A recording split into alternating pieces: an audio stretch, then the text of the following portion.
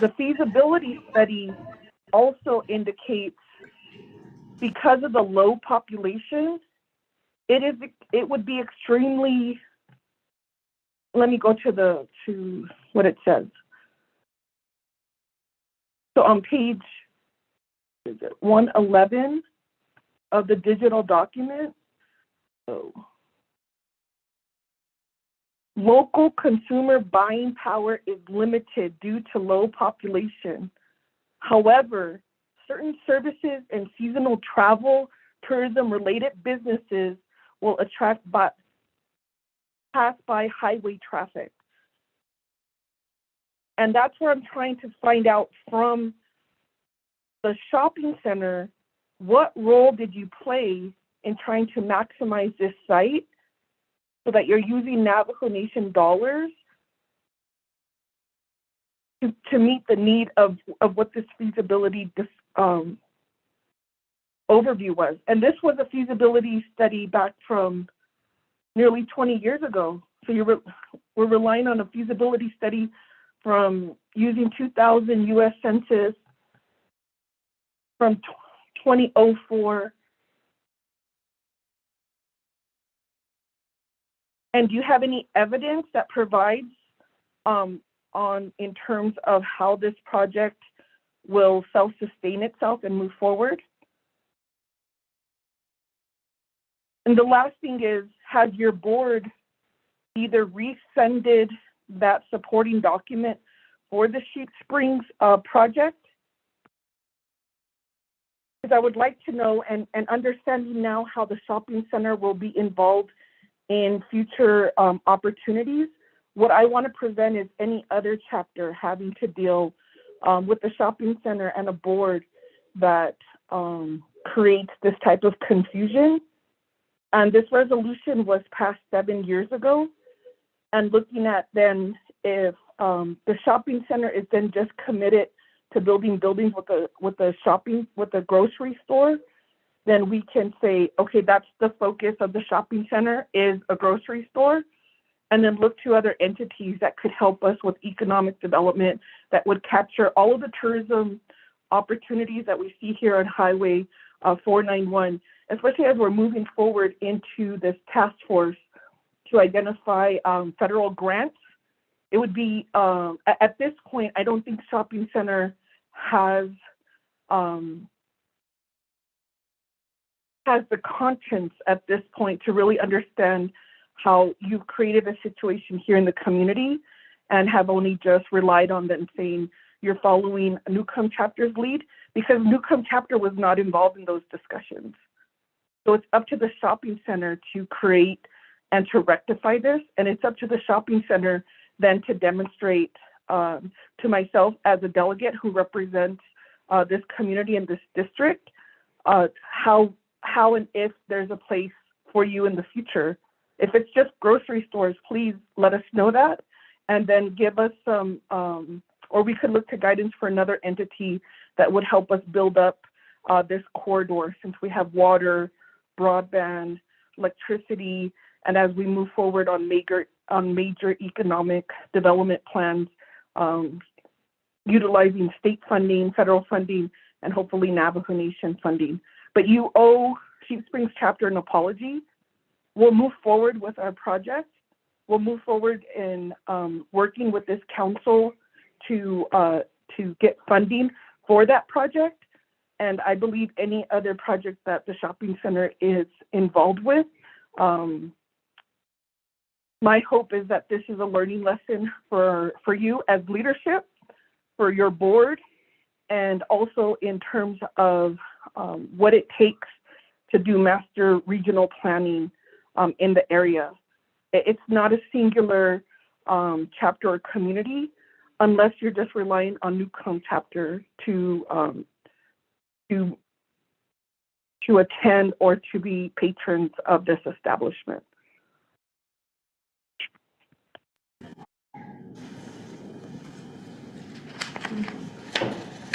Again, Delegate Member Canespa-Crotty, I am going to ask or turn the time over to the Navajo Shopping Center for your responses.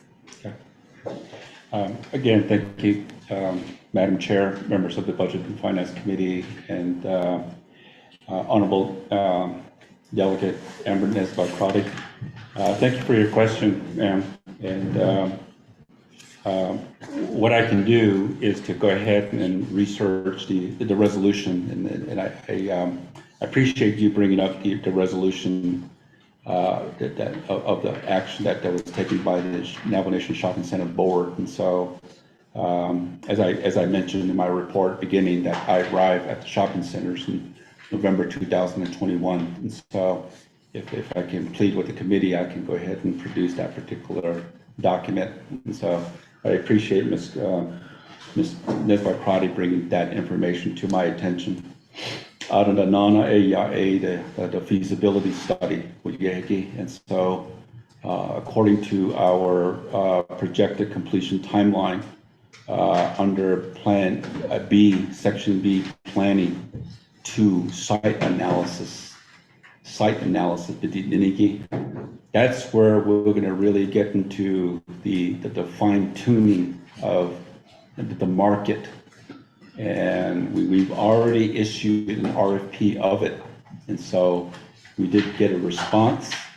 And so we're negotiating for a much more up-to-date feasibility study. And so what that'll do is going to dictate the size of the building and the size of area and the products that we need for the Newcomb chapter would need for the area. So again, we are going to be updating that information here, and we anticipate that particular site analysis to be complete by the end of May, if not later, mid-June. But we anticipate that being that we're going to be engaging with the contractor here very shortly. So we want to proceed in obtaining and securing and producing a feasibility market analysis for this particular area. So I just want to point out in my response in that way, Madam Chair and members of the Budget and Finance Committee. Yeah, thank you. Members of Budget and Finance Committee, do we have any other further questions? Delegate PK.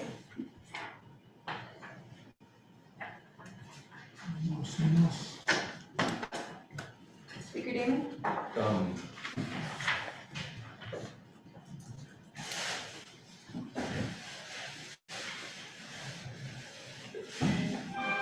I have a question. Thank you very much, Madam Chair, and good afternoon to Michelle Snowpod, and then to the chapter and Vice President. And sir, thank you very much, the chapter manager, for being here before us. And then thank you, Honorable Chairman Ricknez. Good afternoon, everyone else. I have a question going back to your report. It says that there's capital outlay funds from New Mexico. One is for $100,000 right-of-way. Is that right-of-way for what infrastructure? Is that water line or is that for the electric upgrade? And that $700,000, is that what you already received? And is that lead agent, is that going to shopping center, or is that what the chapter applied for funding? And is that something that was applied for this year and the governor still hasn't signed that capital outlay request into law until next week? That's my question. Is that what you're referring to? That funds, that you're looking for those funds? So that's my number one question, is expending the capital outlay funding. The second question, and who's going to be the lead agent on that? Again, I don't know if shopping center applied for those funds, or if it was Newcomb chapter, or if it was Division of Economic Development, or what entity applied for that. The second one is that the total amount of funding that's available right now, I think it's 4.5 million. Yeah, 4.5 million, and there's a unit number CO 1893. To date, still hasn't been expended anything. And that was the reason why that we brought, there was a comment earlier when we had our update meeting, was that there was no expenditures. This has been 7 years since this legislation was, well, 6 3/4 of a year. This next month, I do believe it was May 9th, 2016, this was signed into law. My second question is that on here, you're referring in your Newcomb project timeline. It says number 12, AQA infrastructure estimate $3.8 to $4.6 million. Is that what they're saying is going to be the amount of the infrastructure to build this, to complete this project? And if that's the case, is Navajo Nation Shopping Center going to cover that? And if you're going to cover that, how is that going to be covered? And then the third one, you just now brought up another question about updating the feasibility study.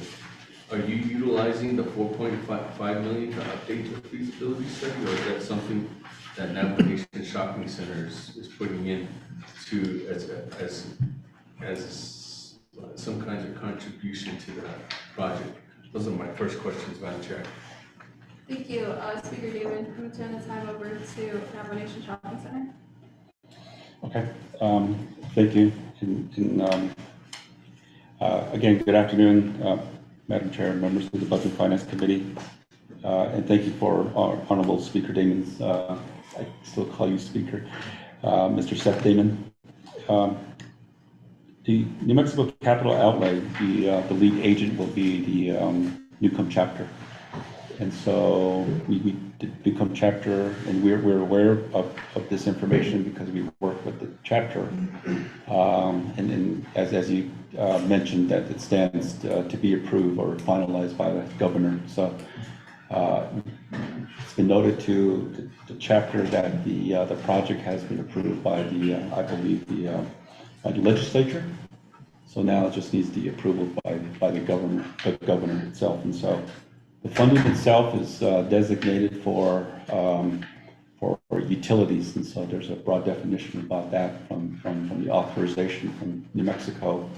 So that's where the 700,000, 800,000 would be basically applied for. In terms of the NTUA estimate, that's at the time the New Mexico application requested estimates, and so we had to get a bona fide estimate in terms of from an agent, I guess in this case NTUA, that really basically says this is going to be the estimate.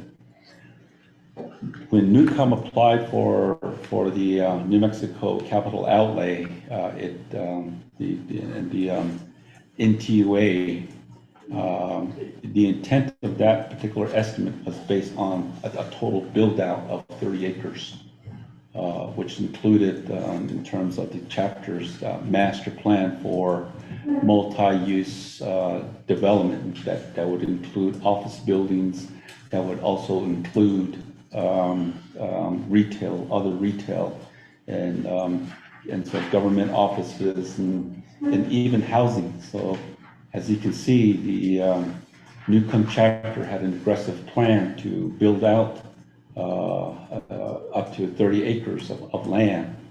So based on that plan at the time, that's where the NTUA estimate that reflects the 30-acre build out. But now we're talking specifically about the 5 acres with Navajo Nation shopping centers. Now, then those estimates would then be adjusted accordingly. And when we get to the site plan and site analysis, then basically we'll fine tune those estimates back again. And so we're really we're estimating that those costs could be significantly brought down for us. There is on-site electricity. There is a water that's probably about no more than about 100 yards from the area.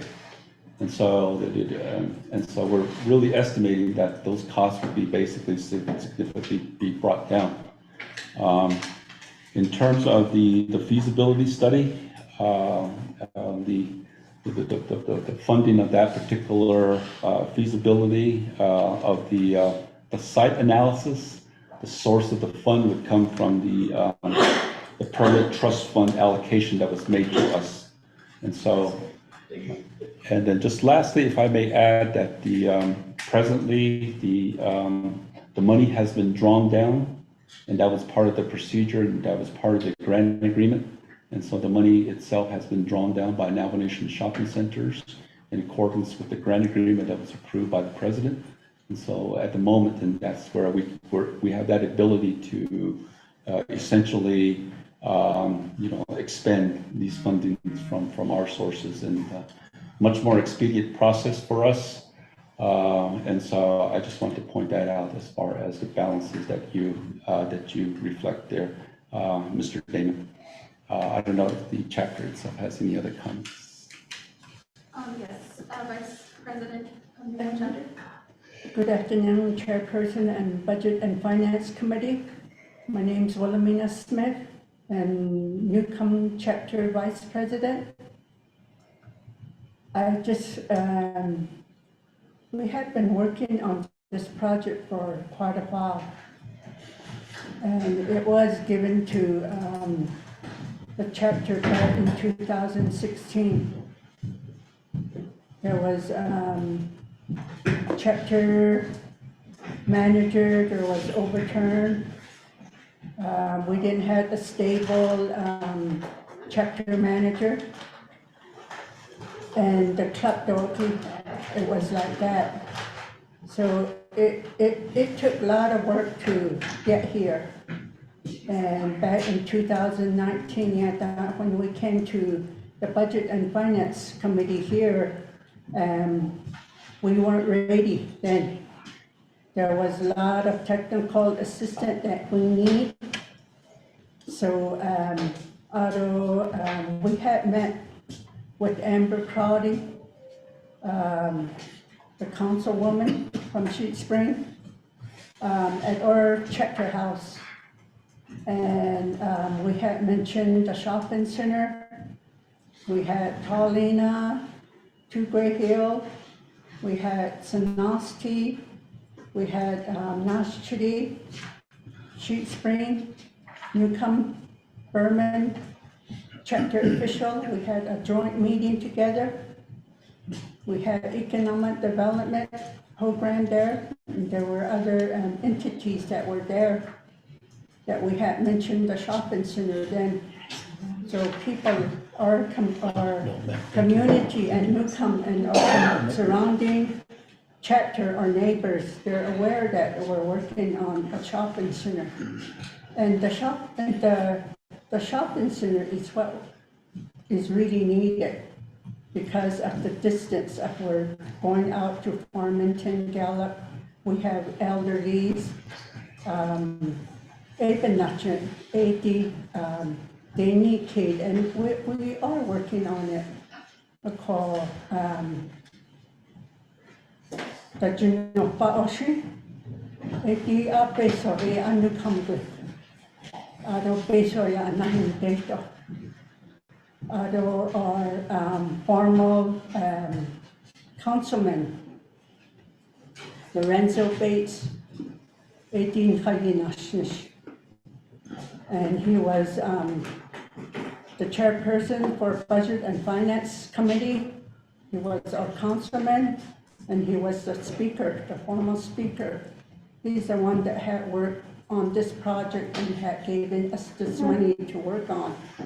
So we're very thankful to him. And then Kodo, Nchinatani do, Rignas, Apata Eyad, Nchishas Anu Kamde. I call Ado Namish, but no Chastanitsan. We have our generation coming up, they need employment. They go to Farmington, they go to Gallup. They move off the reservation to get a job. I call introduction for what's brought to the table here, and Navajo Shopping Center is, we're working along with them. Ikke ikke dinner. Thank you. Yeah, thank you. Members of Budget and Finance Committee, do we have any other questions for the presenters today? I have a question. Speaker Danny?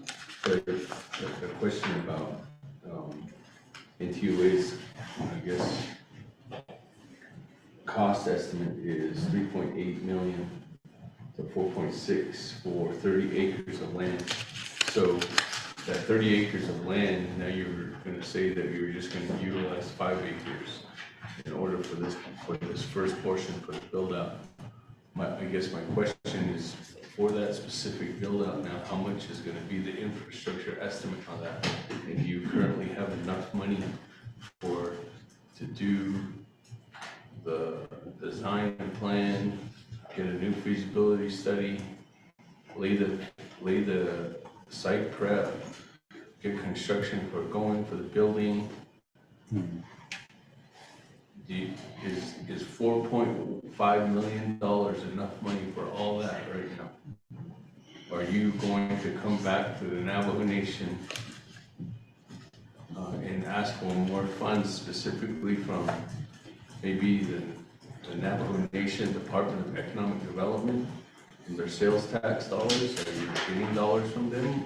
Or is Navajo Nation Shopping Center gonna apply to provide any kind of capital to help assist in getting this off the ground? Or is your plan to come back to the Navajo Nation and ask leadership for additional funding?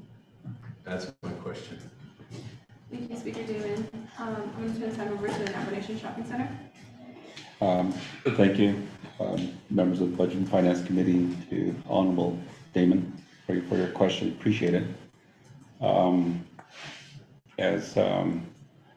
Our approach to the project simply is to try to make the project to be within the 4.5, and that's our objective. I know that inflation and price increases is around us, but I think that what we want to do is to try to right size the project and the building itself to accommodate the market itself.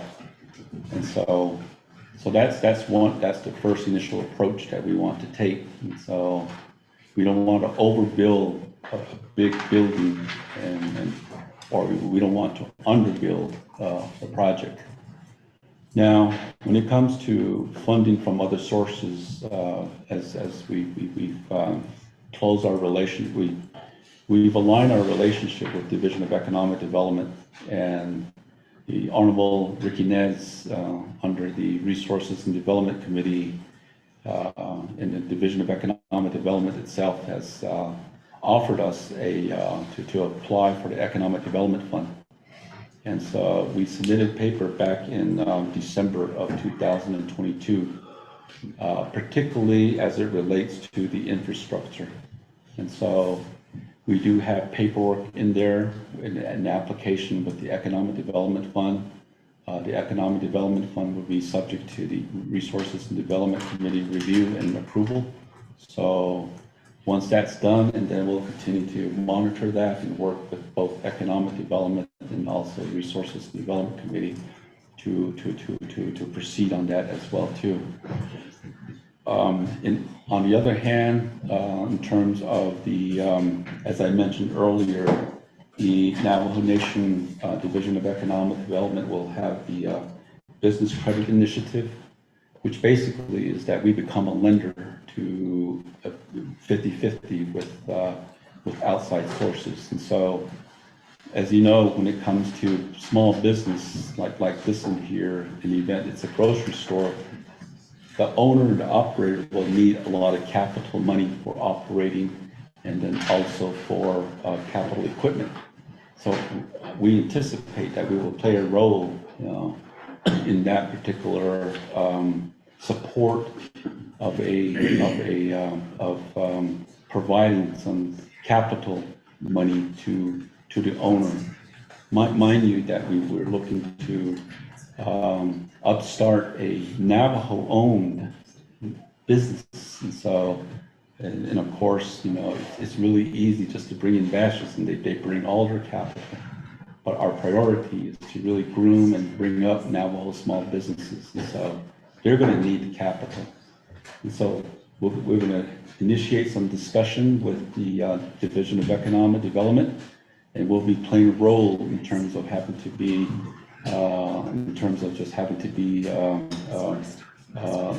providing some capital to the operator.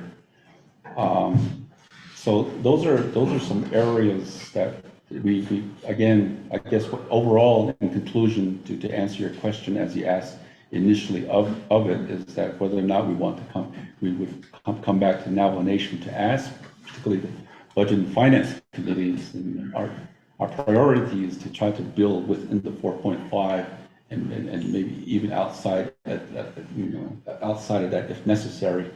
But our attempt, which basically is to say we really don't want to come back, we want to try to keep the promise and really just align ourselves to the 4.5. So that's our objective, sir. Thank you. Thank you. Speaker Damon, do you have any follow-up questions? I have a recommendation. Before you sign that intergovernmental agreement with New Mexico Capital Outlay Indian Affairs Office, you should not use, Chairman Nez, you shouldn't use Division of Community Development as your lead agent. And the reason why is because look at how long it's taken for them to do projects. And intergovernmental agreements can take 1.5 years to get through the process. If you need to use Division of Economic Development as your lead agent. They don't have the magnitude of projects that a Division of Community Development has. If you're going to utilize that resource to make sure to try to get this within your timeline to help assist to get that $800,000 to help the cost for infrastructure, I highly suggest you don't go to Division of Community Development as your agent. You have to go to Division of Economic Development, and that's something that's going to be specific in that IGA when the Department of Justice does that or completes that. So those are my only questions that I have right now, Madam Chair. Thank you. Thank you, Speaker David. Members of Budget and Finance Committee, do we have any further questions regarding the presentation on the Newcomb Shopping Center? The Baker, this is Delegate Crotty. Yes, Delegate Amber Canesbo-Crowdy, the floor is yours. Yes, thank you. I appreciate this report, as it appears there needs to be additional information provided to the agents. So former Delegate Bates was not, in understanding he was the chair of Budget and Finance, but you could look to the first round of this 5-year plan, and it was sponsored by Delegate Seth Damon, CJA-4-16, and it was signed by Speaker Lorenzo Bates. There was no projects for Northern Agency in the 5-year plan. So what does that mean? That means the council, the sponsor, the speaker, did not advocate for projects in Northern Agency. And that is codified in CJA-4-16. That was vetoed by then President Begay. And in looking at the exhibits, you can see the 5-year plan where there was no shopping center project or agriculture project for Northern Agency. And so the record needs to be clear in terms of how the work was advocated for and by whom. And that's why it's critical that shopping center not only understands the history of this resolution, but also the chapter officials. So with that being said, and since the CEO wanted to provide insight on the internal mechanisms of how appropriation works for Navajo Nation, I would like to ask in terms of who are your current board members provide information on what their term deadlines are, and when is the last time your board members have been confirmed, so that we have some accountability for the enterprise, and being also in following and being in compliance with your own bylaws. If I could get that information sent over, and I'd be more than happy to share additional information to the committee regarding the legacy of permanent trust funds and their 5-year plans, how these projects were pulled together, what was the initial intent and how to move forward, and how then the enterprises are supposed to play a role in being effective and efficient with this project management.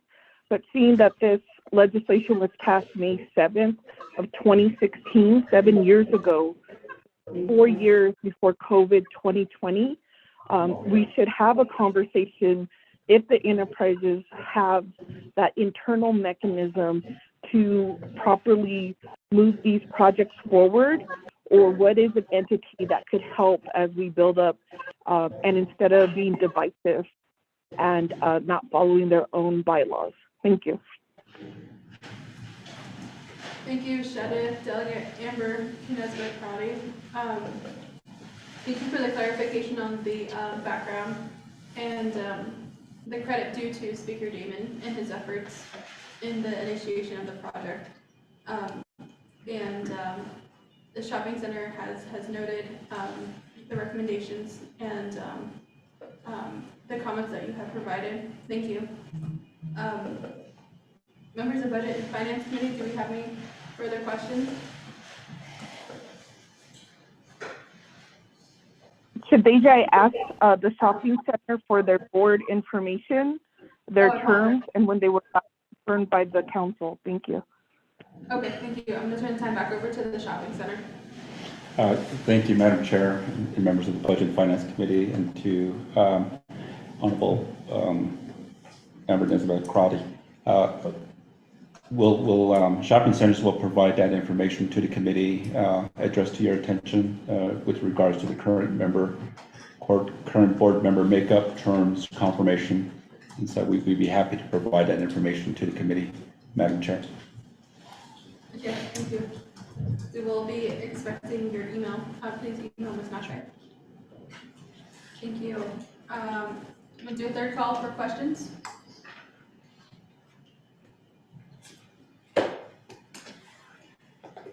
I hear none. Ms. Nelson, can you? Hello? Hello? Chair Parrish? Oh, okay. Is this Chair Eugenia Charles Newton? Yes, it is Chair Parrish. You're recognized. Thank you, Chair Parrish. So I should make it clear that I don't have your phone number, so I can't text you. I apologize. I was texting Speaker Damon because I know that he is there in the BNF conference room with you. So I was texting him and asking him if I could speak. So I apologize. I don't have your cell phone number to text you. And then number two, usually at committees, they'll ask committee members, and then they open it up after that to delegates who are listening in online. So I always wait for that call, for delegates who are listening in online. So I apologize. I appreciate this report, and then also hearing the plans for Newcomb. I'm really concerned because when City Market left, the reason why they left was because there was not enough business generated, and there were. City Market was constantly in the red.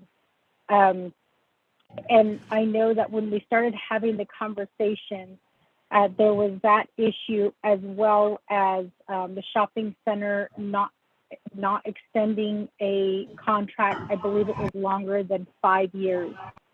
So we did sit down with City Market before they left. And this is in 2019, I believe, was when myself and Vice President Myron Lizer, we did meet with City Market with the help of Carlisle Begay.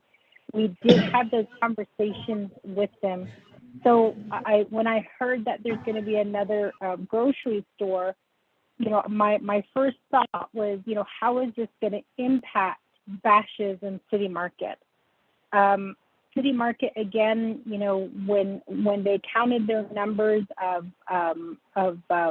people coming in to shop there at City Market, and as was stated, they're very loyal. In Shiprock, they were very loyal to City Market.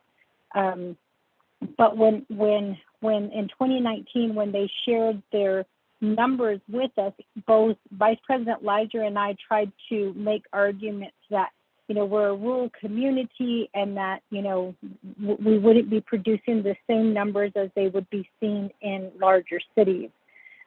So City Market agreed to stay on an additional 6 months. And then what happened was during that time, COVID hit. And because the Nez administration did not, I guess, state that City Market was an essential business, they were required to abide by the curfew, and in some cases they were required to shut down early and stay closed on the weekends. And it really, I remember one time where I had an allergic reaction, and because all of the stores were closed here in Shiprock, we had to rush into Hogback at the Family Dollar to buy some Benadryl. But when I shared that information with City Market, they said that they also had a lot of families reaching out to them with the same concern as well. So we did try to, try to get City Market to be an essential business so that they could stay open, but it wasn't approved. So in 2019, they were already reporting that they were not generating enough business. And then 2020 hit, they weren't considered to be essential during COVID. And that was the reason why City Market, actually, that was one of the reasons why City Market wound up leaving. And it was going to leave our community and the surrounding areas without a grocery store. And that, I don't know who started the conversation with Bashas', but I was invited to a meeting to talk with Bashas' on them coming into the community, and they shared a little bit of history with me about, how they actually had bid to be the grocery store here in Shiprock, but City Market beat them out. And during those conversations, I want to say we probably had 3 or 4 conversations with Bashas'.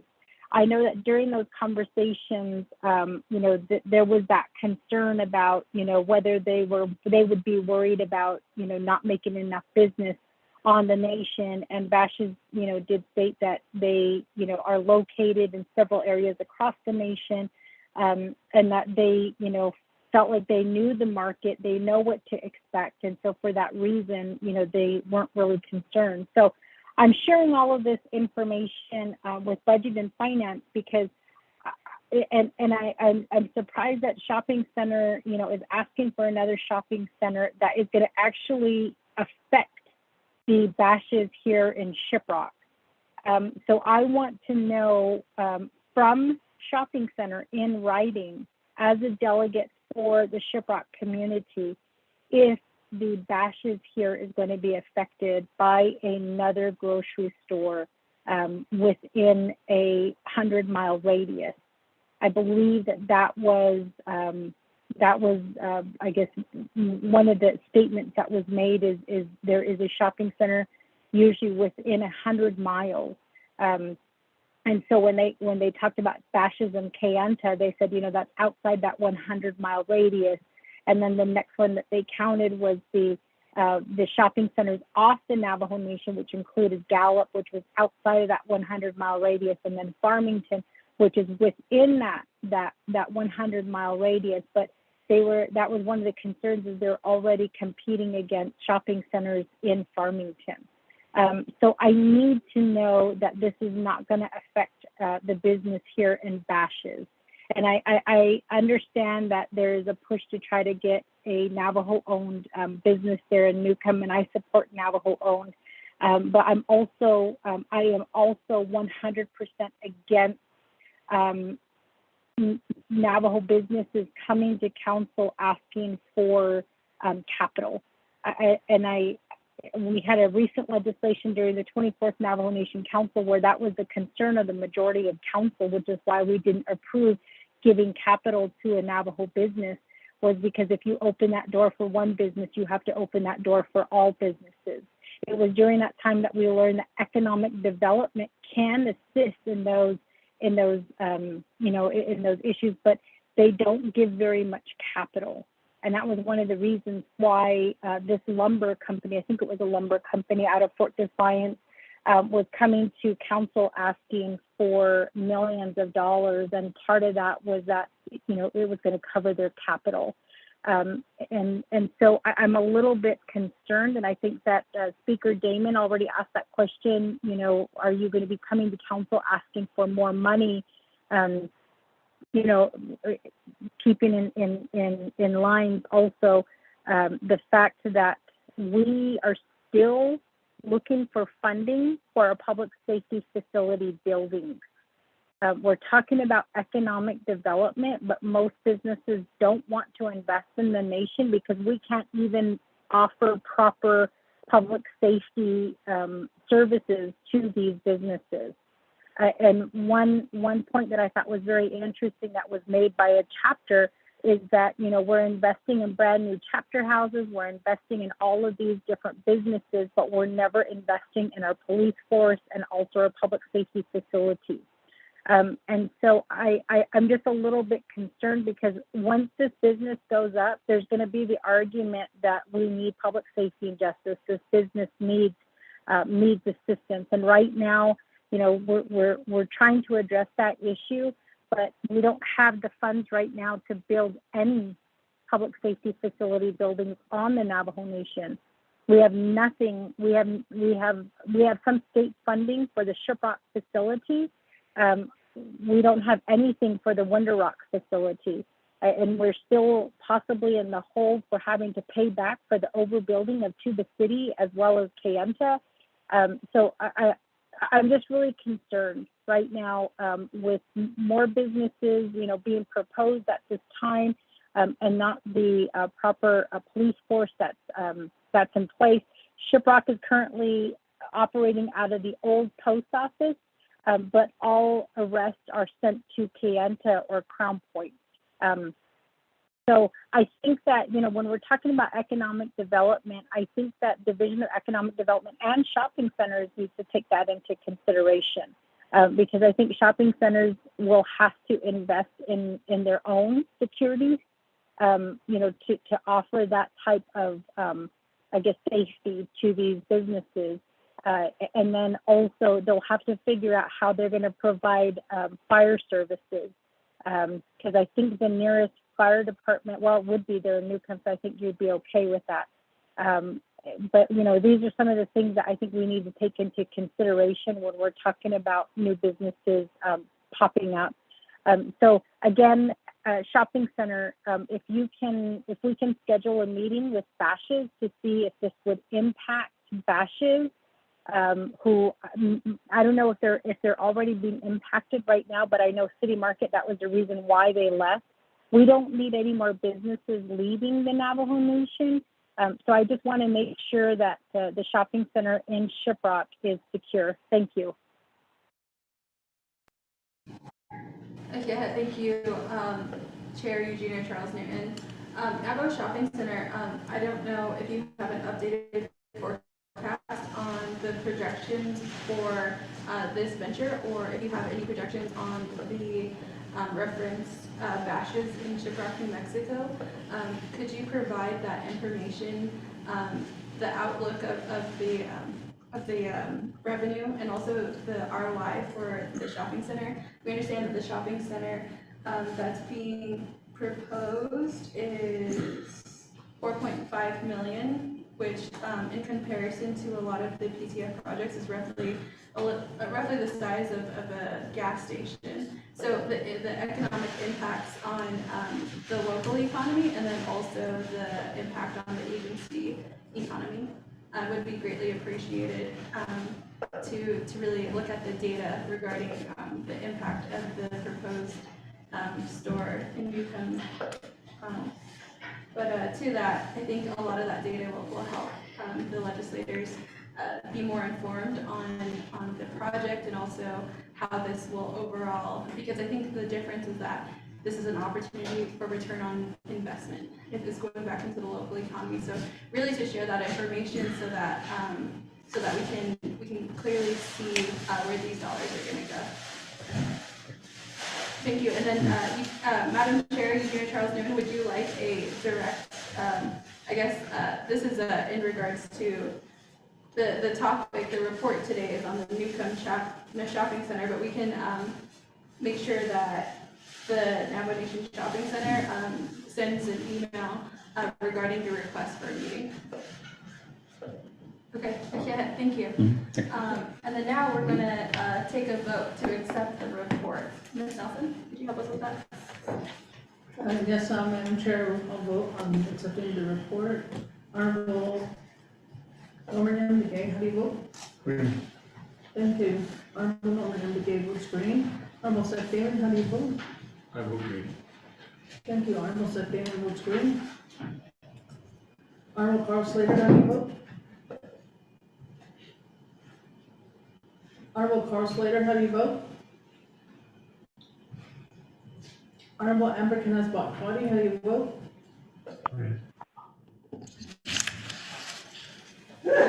Honorable Amber Knazbot-Quaddy, how do you vote? This is Delegate Crotty. I'll vote red on the report. Thank you.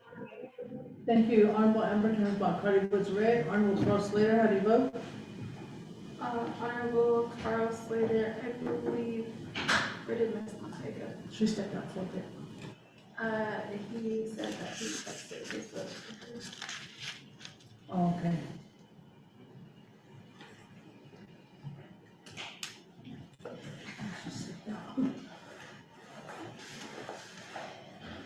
Okay. She's back. Ms. Nakari, Vice Chair Slater texted you his vote.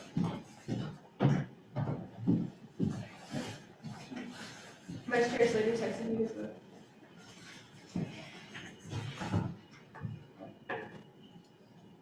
Says green. Okay. Honorable Carl Slater votes green. Madam Chair, we have 3 members voting in the affirmative, 1 opposing. Madam Chair, not voting. Madam Chair. Thank you. Thank you, Ms. Nelson. Also, thank you to Newcomb chapter for coming to the Budget and Finance Committee today. Thank you to Delegate Rick Nez for being here. And also, thank you, Navajo Shopping Center. We look forward to hearing more reports from you. Thank you. Thank you. Thank you. Colleagues, we're going to go back to the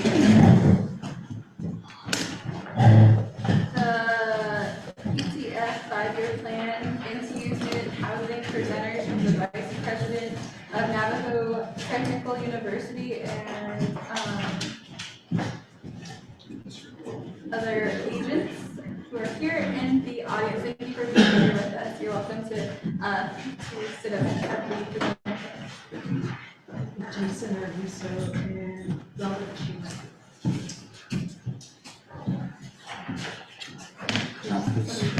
It's taboo to sit in front of the owl. Sit on this side. That's a skyhawk. That's our call. I know the product is called owl.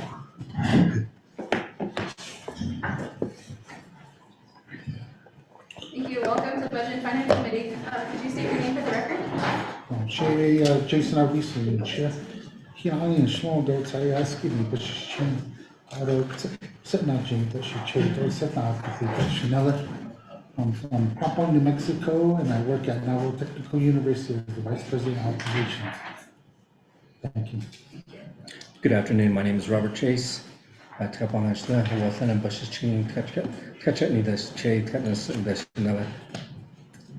Thank you. Welcome again to Budget and Finance. The time is yours.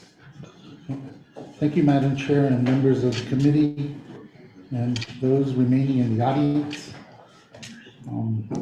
Thank you for giving Navajo Technical University the opportunity to give you an update regarding our student housing project. And before I begin, I should mention that Dr. Elmer Guy, our president, extends his regret of not being here himself. He's actually was called away to do business on behalf of the university and will be returning, I think, tomorrow. Just to give you an understanding of the project itself, the purpose of the project was to construct, or is to construct a new 96,000 square foot dormitory on the Compound campus in Compound, New Mexico. The proposed dormitory will contain 370 new units that will house 2 students per unit for a total of 742 students. The total construction cost estimated is roughly around $32 million. Previously, the Navajo Nation committed $14,300,000 to the project for construction.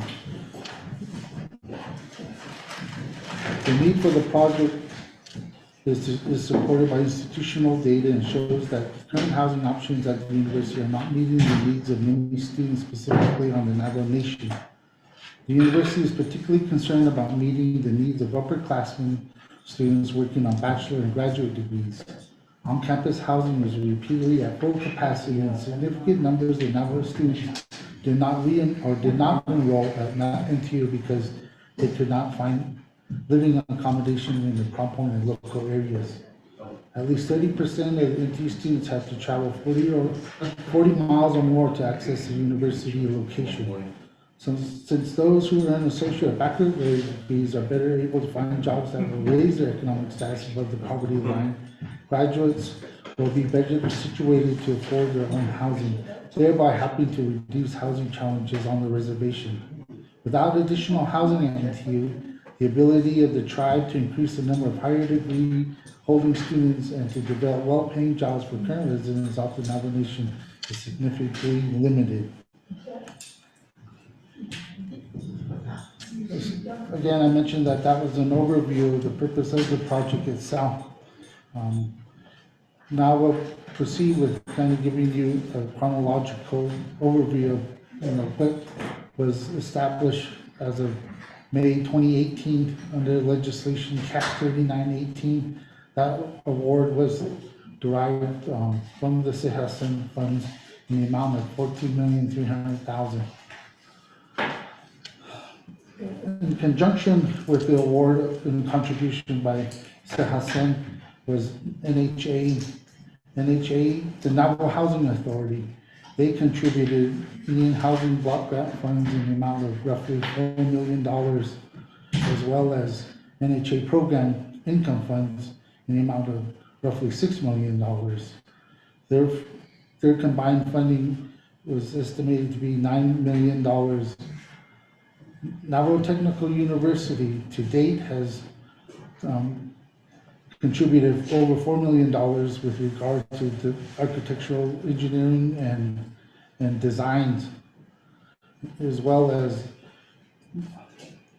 additional costs that we've incurred over the years in coordination with trying to get contributions expended through the Navajo Housing Authority. In fact, some of those incurred costs are addressed by soil investigation, boundary and typographical surveys, environmental assessments, again, architectural engineering design.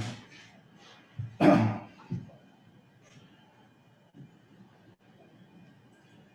to use my computer here, jumping on me.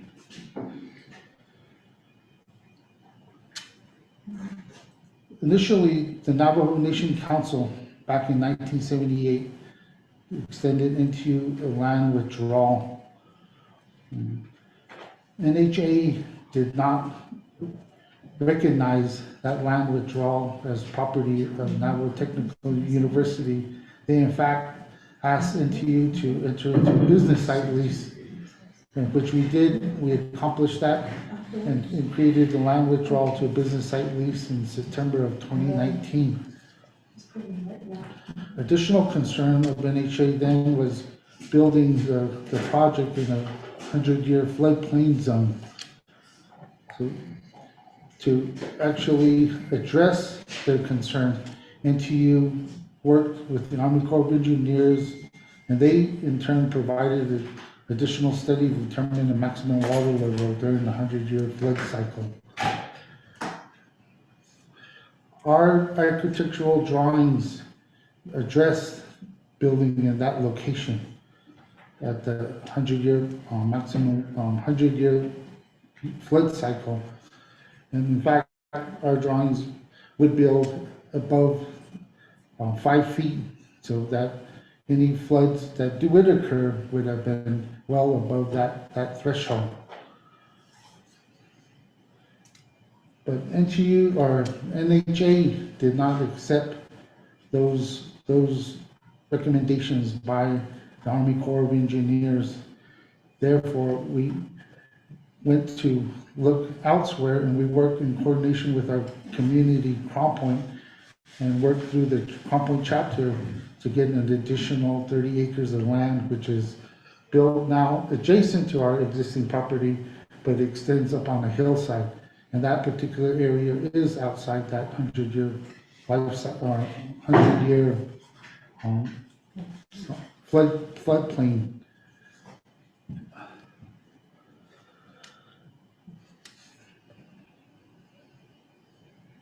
We've actually included that 30 acres now, so the area that serves Naval Technical University in Crown Point is well over 90 acres. In addition, NHA has asked us to complete another boundary topo survey, which we have done. We've addressed and explained to them that we did provide our building a new location so that we are outside that 100-year floodplain, but yet they continue to question or just delay moving the project forward.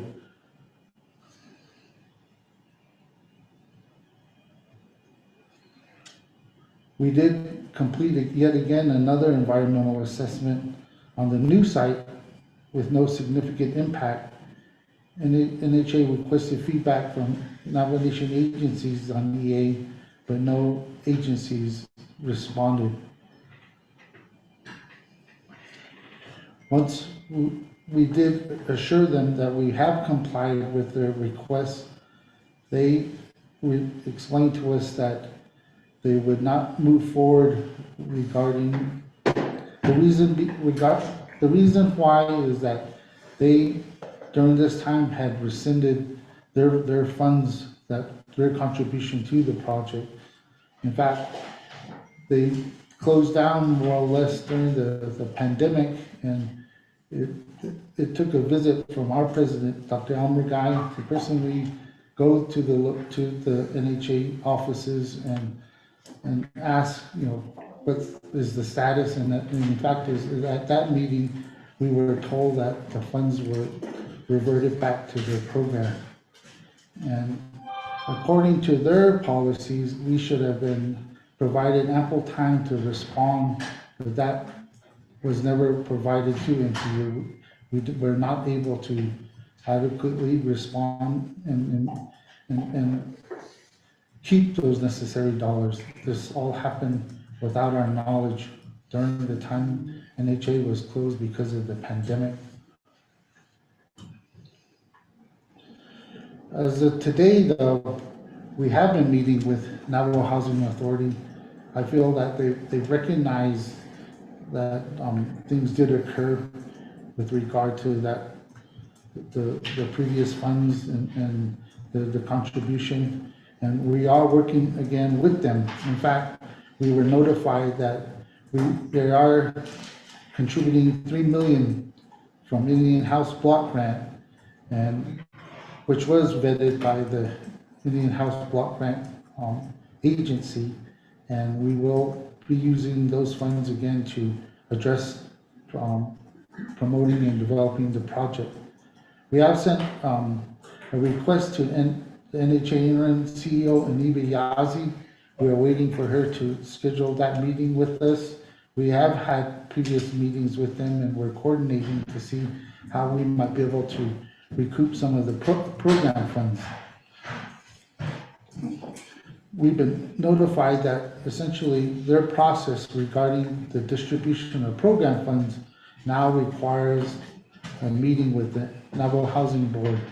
And it's the board that will then determine how those allocations are provided to external entities outside NHA operation. At this point in time, I'm going to turn it over to Mr. Chase. He'll kind of give you an update as to where the project currently stands and, explain our ability to move the project forward. Good afternoon, Madam Chair, members of the board, or members of the committee. So now that we've kind of gone through the history of what delays we've experienced with securing the funding to move this project forward, what we have now in place is that the construction documents have been completed for over 5 years. They've been in place as stamped and ready to go. What we have to do now is take some time and step back and review what we have in place. A lot of things have changed in the course of not only 5 years, but in the last 2 years in regards to HVAC systems, finishes, and even other building materials that have changed over that course of time. So that's one thing that we will have to do once we get this project going again. I do have a tentative estimated timeline in the report where I have review and update of the construction documents to 9 months. And that's going to kind of review exactly what we just discussed about HVAC systems and other systems in place. I think one thing that we're doing on campus now is really moving towards access control, where we really control everyone that moves around campus and we log who goes through each doors, especially in this case when students are involved. So that's one thing that we'd really look at putting into this building. The competitive bidding portion, we estimate 8 months for that, and we're probably going to move to a more of a review build kind of process in that space. Pre-construction services really work with NTUA in Crown Point to address a lot of the utilities, and also work with our outside electrical provider, Continental Divide, to address load requirements that we're going to be needing in that space. Construction, estimating 26 months from start to finish.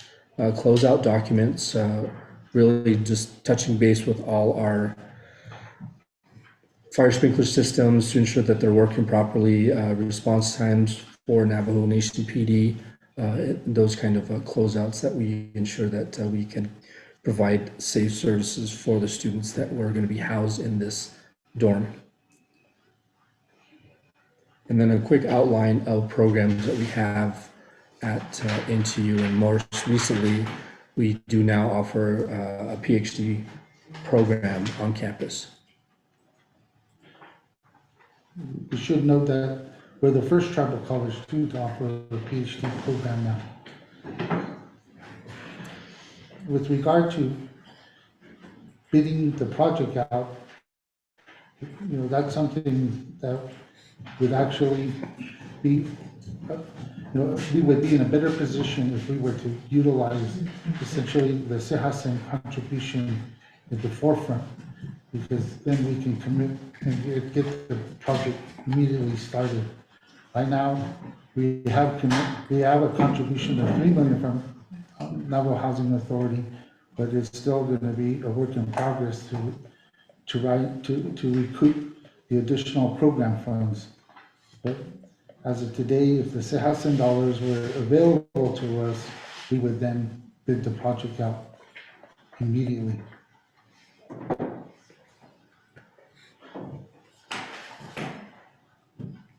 And we stand for questions. Thank you. Thank you. Navajo Technical University for providing the report today. Members of Budget and Finance Committee, do we have a motion to accept the report? Delegate gave motions. Do we have a second?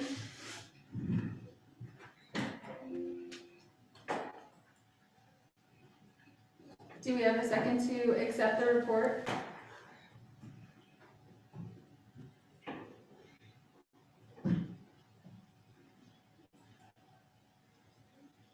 Second.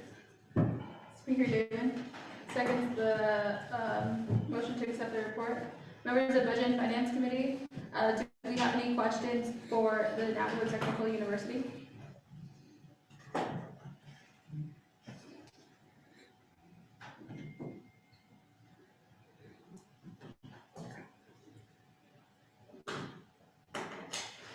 Chair Perry, Delegate Cardi. Yes, Shedid, Delegate Amber Knezba Karati, the floor is yours.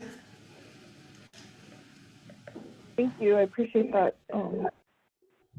Open up this report. So I'm trying to understand NQA says, at what percentage are we at with this funding so that we can move forward?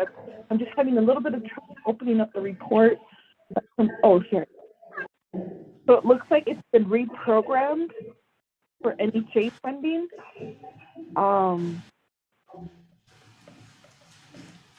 I just need to know where we're at when it comes to the permanent trust fund.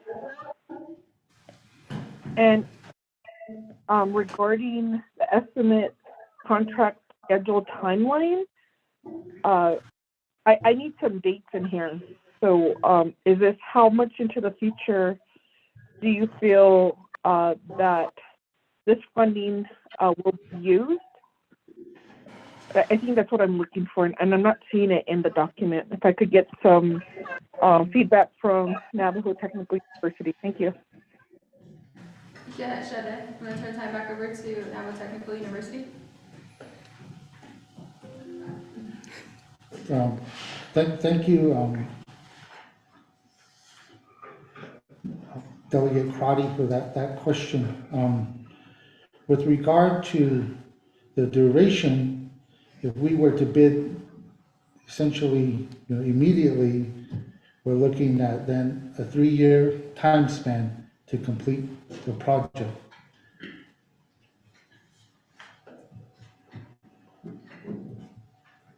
Thank you. Sorry. Again, if we were to start the bid within this next month, the bidding process, because it does take some time for us to advertise on those things and then review bids. Thank you, Navajo Technical University. For the Vice President of NTU, I guess to clarify the questions about the timeline, does Navajo Technical University have a Gantt chart prepared? At this time, we do not. What we're wanting to do before moving forward is secure the funds. We want to ensure that the funding timeline doesn't lapse, that we understand that the funding will be available once we move forward. I understand that there's a funding time frame to the $14 million. So we want to ensure that that funding, if there needs to be an extension, that we can complete those steps to ensure that they are extended. And if they are, we will move forward on the project. We can create a timeline at that point, but we want to ensure that all funding is secure. Okay. Shadow Delegate Amber Knezba Karati, do you have any follow-up questions? Yes, Deja, I appreciate that. So in understanding that it would take 3 years, when I am reading this report that you're at the competitive bid status, but I need to understand when do you think your 3-year timeline will begin?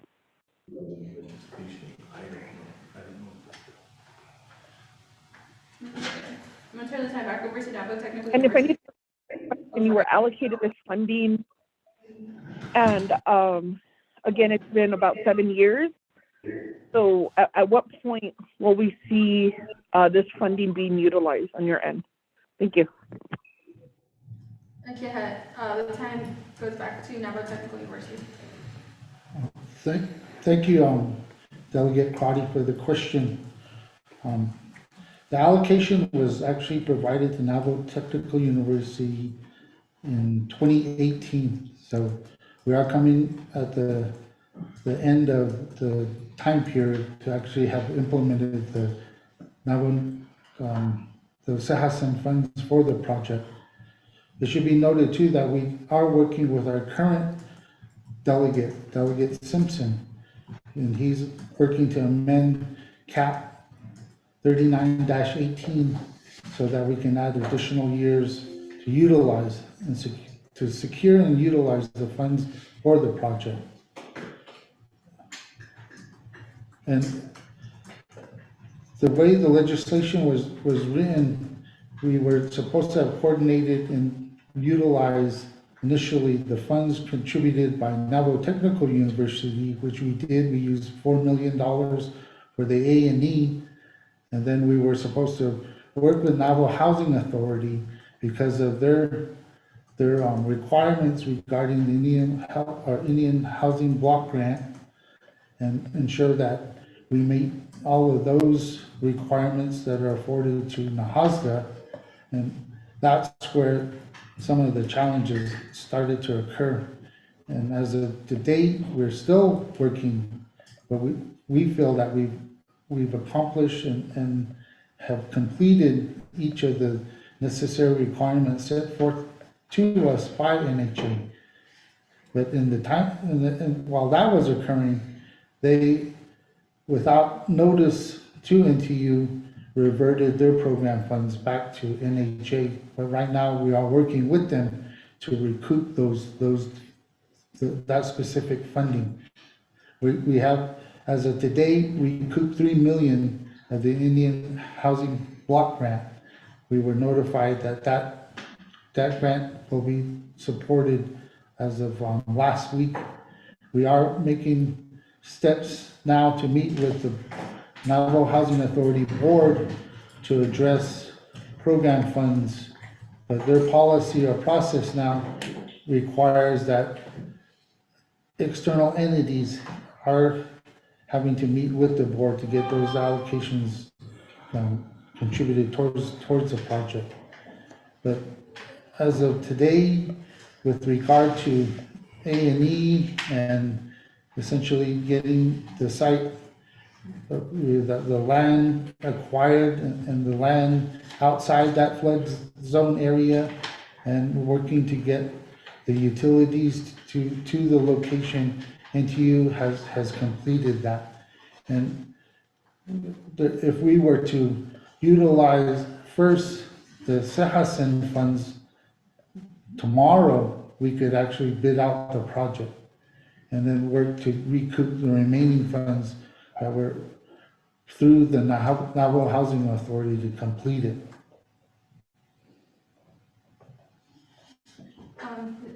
Thank you. Thank you, NTU. Sheda, Delegate Amber Canespa-Crotty, do you have any other follow-up questions? Oh, yeah, thank you, Shadeja. I appreciate that. So 2018, pulling up this document, the way the council appropriated the dollars, was there a explicit requirement that you use the NHA dollars first? I just need to understand the challenges, and I'm looking for a solution here. So let me pull that up. Was this document sponsored by Delegate Freeland? Is there a number for this legislation? And if Legislative Council, oh, here it is. So CAP 3918. If our Legislative Council, is there a way we can make, I'm just trying to see if there's a way we could either make an amendment to Delegate Danny Simpson, who's, I believe he's addressing, it could be this CAP 3918. If there needs to be language, not only for the reauthorization, but to allow N2A access to the funding so they could draw down.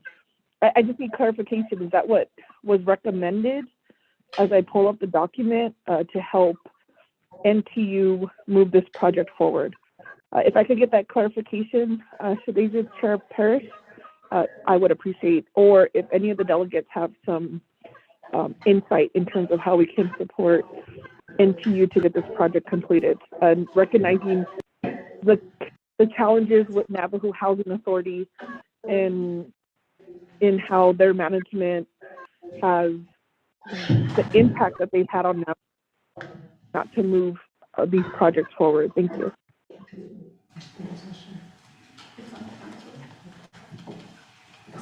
Okay, Delegate Amber Knezba-Crotty, I'm gonna ask if Ms. Tapahi could provide some background on the movement. I believe that Delegate Danny Simpson, the legislation Delegate Danny Simpson has proposed, the status of that, and then also if there are any other suggestions from the office of from OLS to the budget to mitigate this discussion, the topic of the discussion. Mr. Pahi? Thank you, Madam Chair. I do have on my desk a legislation request submitted by Delegate Danny Simpson. He's requesting an amendment to CAP 3918 to extend the reversion date. I believe the way they calculate it is the 5-year deadline of May 1st, 2023, because CAP 3918 was signed into law on May 1st, 2018. So May 1st would be 5 years. That's the specific request in Danny Simpson's legislation. Any other changes would have to be, I guess, proposed in an amendment once this legislation gets to the first committee. I believe it would first go to the HES committee, Health, Education, and Human Services Committee, because this is NTU. So I think HES would be the first committee that it would go to. That's all the information I have right now, Madam Chair. Thank you, Mr. Pahi. Delegate Amber Knezba-Crotty, do you have any questions of clarification or questions? Chair Parrish, I'll defer to Delegate Danny Simpson as he works with NTU on that amendment and that language. But my hope is there'll also be language to allow NTU to utilize this funding to move forward and not be delayed by Navajo Housing Authority. So thank you. I have no further questions. Thank you. Members of Budget and Finance Committee, do we have any other further questions for our presenters today? Hey, Speaker Damon? thank you very much. Good afternoon to everybody that's on the line and to the presenters here from NTU. Thank you for being here. We had a meeting back on March 15th here at the Budget and Finance Committee, and it was a work session specifically on CAP-19-16, and then also there was a update on the CSN and UUFB legislations that were approved by council. And on here, there was an update that we got from Mr. Rob Willie and OMB and their organization, and the reason for their presentation at that time was one specific measuring tool, and that one measuring tool was just asking or trying to clarify how come there hasn't been any drawdowns on certain different projects. And one of the projects that was brought up was NTU. The legislation originally to move forth with this was signed almost, it's going to be 7 years. In May, I think May 9th, or maybe it's 5 years.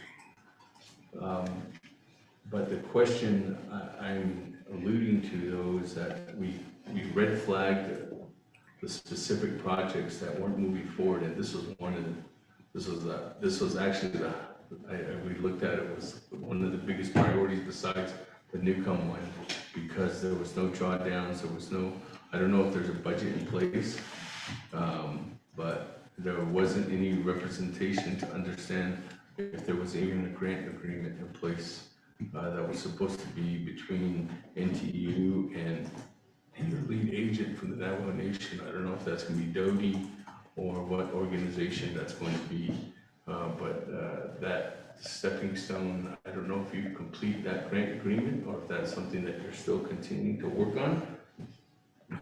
That's my first question, if there's a grant agreement in place that you all have been working with Navajo Nation Department of Justice to get the drawdown of these funds. The second one, I think, is a my biggest worry right now is you have $14.3 million. You said you had matching funds in the original proposal. You had 3.6 from the HASDA. That 3.6 from the HASDA was from an Indian Housing Block Grant dollars that NHA was, it puts in on an annual basis. And then you also, what I assume, you asked the Navajo Housing Authority Board for them to contribute more than what NAHASDA, the Indian Housing Block Grant, and then they agreed, the board agreed to use its non-program income to utilize for the matching funds for the 5.5 million. So that total amount there, almost $9.1 million, a little over that. I don't see where that is. That matching contribution right now, it seems like Navajo Housing Authority, probably because this was stagnant, it hasn't been moved since 2017 when they approved the resolution back in May 11th of 2017, 9.2 million actually. That money was probably reverted to other projects or other things in order for them to go ahead and get the drawdown of the lock system. And at that point, there was a little over $23.4 million you were looking at to be identified to help assist in building this complete dormitory. Now, you were saying that due to the fact that NHA is not, has, well, one, re-identified those dollars, you're not getting any non-program or program income from the Navajo Housing Authority, and you just applied for, I'm assuming that in your statement you said you applied, you haven't received, so you applied for an Indian Housing Block Grant for this year. I don't know if that means now you just recently applied for that, or if it's in the request, or if NAHASDA was already, it was in the package that Resource and Development Committee approved last year, and that's the one that's recommended and goes to the HUD for them to go ahead and release those dollars to NHA. I don't know if that's in there, if that's not in there, if that's not the case, and you just applied for them, so you don't have the 3 million. That's just something that you applied for, just like we all applied for different grants and everything. So currently, if that's the case, you only just have $14.3 million of hard funds available right now. There's $14.3 million. You've already put in $4 million, as you stated, for A&E work before this allocation was given. So that's your matching contribution for your $14.3 million. If you get the 3, that's 17.6. Are you going to build a dormitory that's $17.6 million? Is that what your goal is now? Is that your current conceptual goal? And I really tried to get with Dr. Guy before this meeting today to understand that, the logistics of it. on 3 different occasions, I tried to meet with him. I don't know if he wants to not meet with me or what. Even the last time, I seen him at Quality Inn just last week, when him and Danae College are meeting at Quality Inn, and I told him to call me, email me, and he still hasn't got back to me, so I don't know. I don't know if I did something with Dr. Guy for him not to want to talk to me. But I'm trying to understand what you are trying to do, because in here, you're just giving an update of what's going on, but I don't know what you're really going after. What's the realistic goal right now? Before you're stating you had $23.4 million, that was pre-COVID. That was cost estimates pre-COVID. Now, are you going after a new dormitory that's scaled back tremendously? What is your new vision in order for you to complete this? Or is NTU going after additional capital elsewhere in order for you to go ahead and make up that variation? Because right now, if you get you're $8.9 million behind than what your original estimate was. And if you don't have that influx of capital, where are you going to get that $8.9 million? And the 23.4 was pre-COVID again. So you know that number's increased with the cost of material. I don't know if that's 30% or what, in order to get you to somewhere. So that's my first question. What is your goal, your vision, and what are you doing to execute that? And where are you going to get your excess capital if Nahaza doesn't come through for that $3 million matching funds? Or are you just trying to build now a $14.3 million facility? The next one is that you have a new area, because the Navajo Housing Authority indicated that you were originally, the reason why that they didn't want to release the funds to you, well, from what I'm seeing in your report, is that NHA stated that your original site was in a flood zone. So now the new site that you're saying that's there at NTU is up. I see on your map here, it's up on a higher level. Is that land withdrawn? And is it in NTU's name right now? And is there an increase of the cost estimate for infrastructure to be built onto that area that's outside of the scope of work of your original A&E work that was completed? And what is that increase, if there is?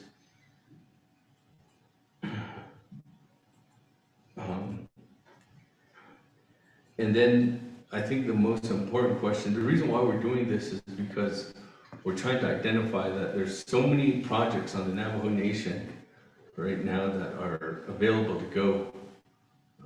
A lot of people say, a lot of organizations say, even my colleagues say, oh yeah, we have projects that are shovel ready. They're not shovel ready. We're in a situation like this, where 7 years later, when we're still trying to figure out how we can get these things off the ground. So our goal, I think, is tasked as a Budget and Finance Committee, is to look at these different projects that were funded and to utilize those resources if they need to be applied elsewhere. And $14.3 million is a lot of money that can help allude to some of the other projects that are readily available. And is it the job of the Budget and Finance Committee to say, okay, NTU, you know what? You don't have enough capital to build what you want to do right now. You don't have that resource to build, to complete, do your build out. So, is it, what the recommendation at the end of the day is, we have to have those hard discussions to say, okay, if you don't have enough money, are you willing enough to come back and say, you know what? Delegate Danny Simpson, don't drop that legislation. You know? We know there's other need across the whole Navajo Nation. to build out other entities elsewhere right now. And we're okay with that until we get our ducks in a row, until we can make sure that NHA is gonna come back and give us some additional funds. Maybe you have own external capital or your own capital. Because I know you guys are building you guys just have a new, I think cafeteria you're building up right now, new facility or whatever that's being built, a new building that's being built up right now. And I know that cost of increase of materials really hurting you guys on the planning side. But those questions about and having enough resources, having enough capital to build what you want to do right now, is that there?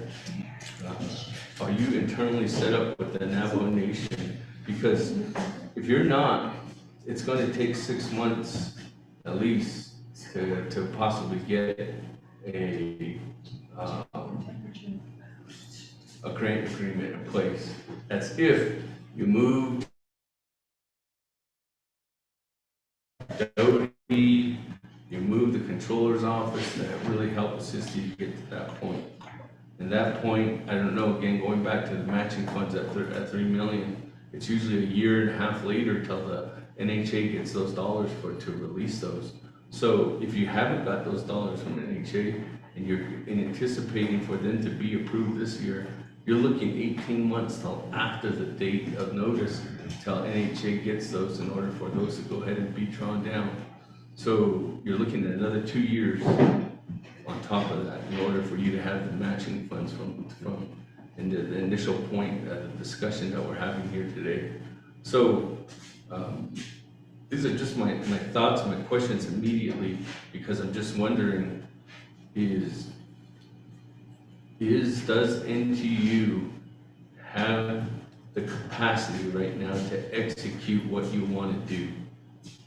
If not, then NTU needs to tell leadership that, you know, we're not ready.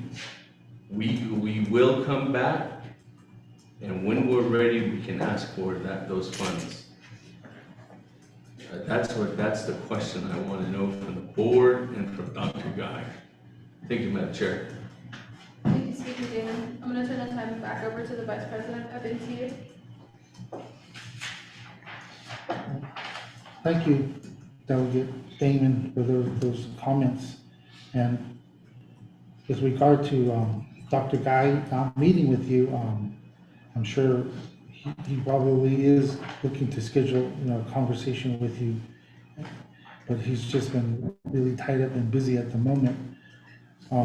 With regard to NTU having the capacity and the ability right now, we are in a favorable position with regard to NHA and their contribution. Again, we were notified that our model activity was approved by NAHASDA, and those $3 million are allocated to the project. So we will be looking to coordinate with NHA. In fact, they're compiling a new MOU, and we'll be signing that hopefully within next week at our new board meeting. April 14th is our next NTU board meeting. With regard to the $6 million for the non-program program funds, that is still a question. We will have to go, and we are making arrangements first to meet with Ms. Neva Yazi, the current CEO, and we have made a request. Dr. Guy has sent a letter to the Navajo Housing Authority board to actually be on the next board meeting and bring forth our request to them then. NTU has, you mentioned other projects, capital projects we're working on, that not a cafeteria, but we are constructing a new academic building. And those contributions came from the state of New Mexico capital outlay. And even if you were to review our record with capital outlay expenditures, both within the state of Arizona and New Mexico, we have always completed our projects. We have never returned any funds, and we've done all of those projects to date. In fact, we are working as well on the expansion of our trades building. And we got a contribution last year from State of Arizona to build an environmental science center in Chinle, Arizona, which will actually provide direct services back to the Navajo Nation when it comes to getting home site leases or those services with air quality, soil testing, water testing. Those will be services, provided back to the nation in general. And I don't know if you recall, but we were given a large donation, and we've since invested those funds, and we've created an endowment.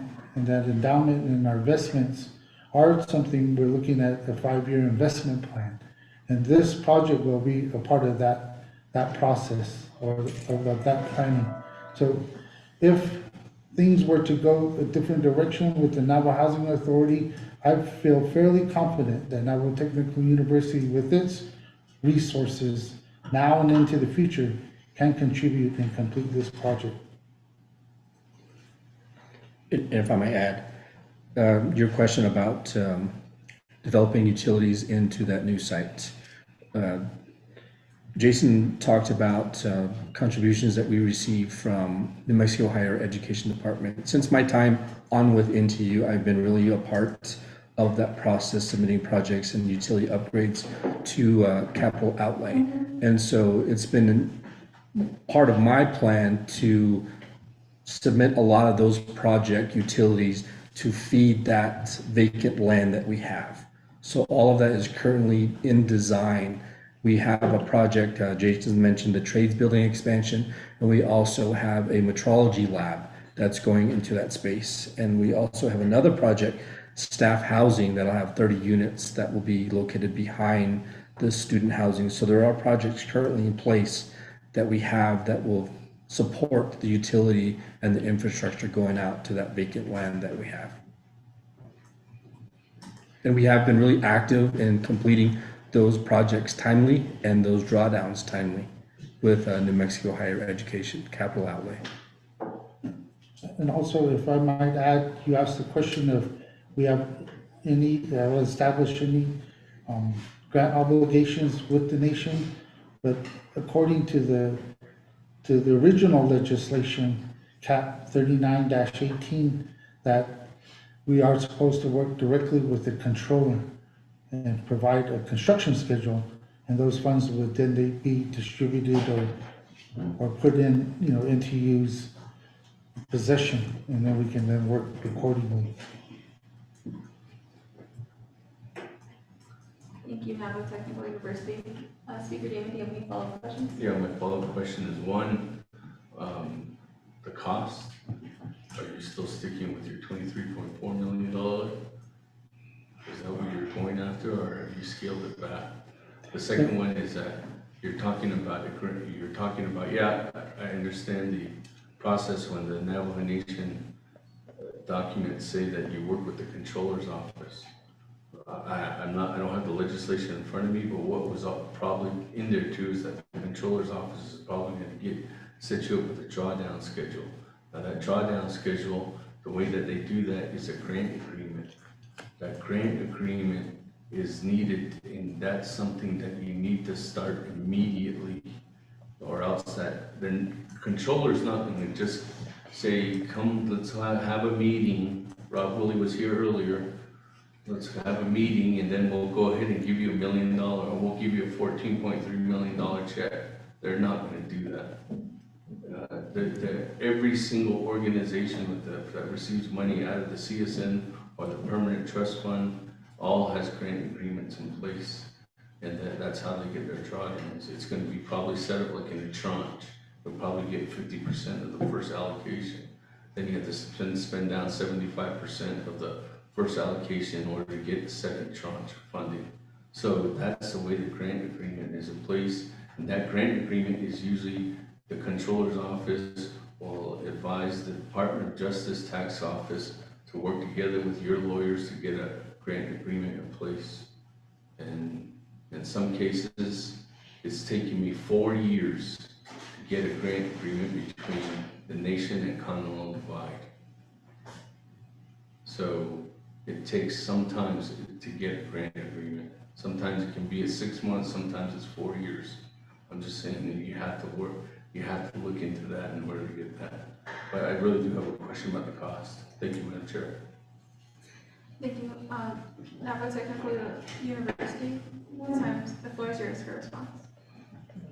Thank you again, Delegate Damon. With regard to 23 million, I think our overall goal is to raise funds for 30 plus million. That, in fact, would incur some of the costs relative to the current, economy right now. And we are looking at other types of funding. And we've had conversations with regard to new market tax credits. And we do have CEDs that are interested in supporting NTU in that fashion as well.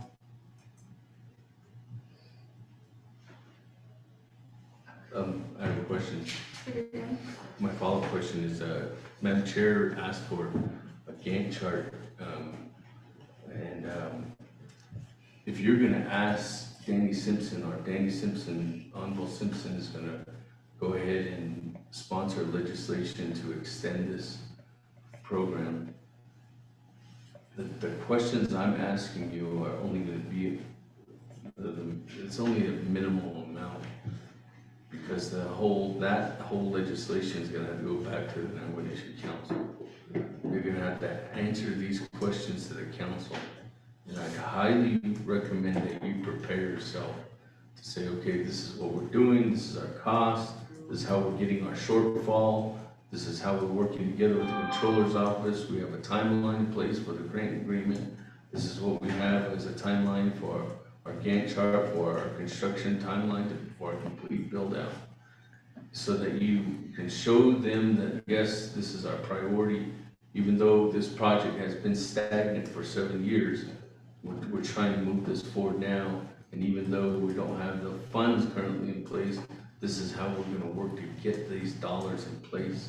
Because right now, you're looking for $30 million, you have less than half of that guaranteed right now in your funding, and that's the 14.3. Because your $3 million, do you actually have a document from HUD that says that your NHA was awarded those funds? And hopefully that if you do have that, then more power to you. But I don't know if NHA has any more program money too, because I know that they're one of the last ones that are trying to rebuild their program funds. So I just highly recommend that you get yourself prepared for and have a more, like Manager cried, she was confused about the presentation.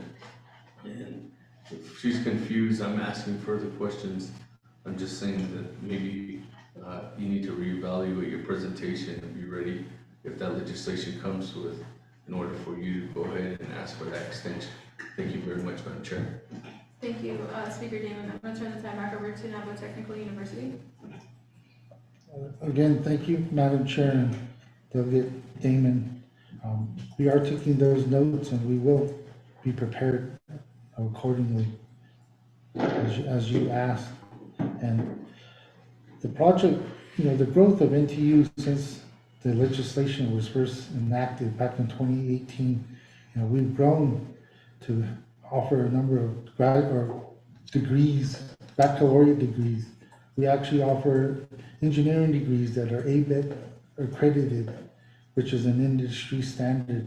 So if you're going to work for Boeing or Lockheed Martin, you would have to graduate from an ABET accredited program, which is NTU has achieved. We've also are the first tribal college to offer a PhD program. So the investment from the outside is there. They recognize the contribution and the abilities of Navajo Technical University. We are really asking our Navajo Nation itself to make those same investments, to make that same contribution, and we will satisfy every request and accommodate any and all questions you posed before us today. Thank you. Thank you. you, Napa Technical University. Members of Budget and Finance Committee, do we have any other questions for our presenters today?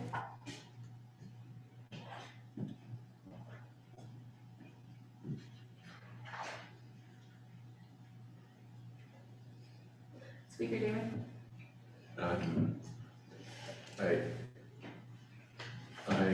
I support your school 100%. I just want to let you know that. But we're tasked. I just want to let's leave with this message. In the past, leadership, I can honestly say it was sometimes a very risky to go ahead and defund legislation or defund projects.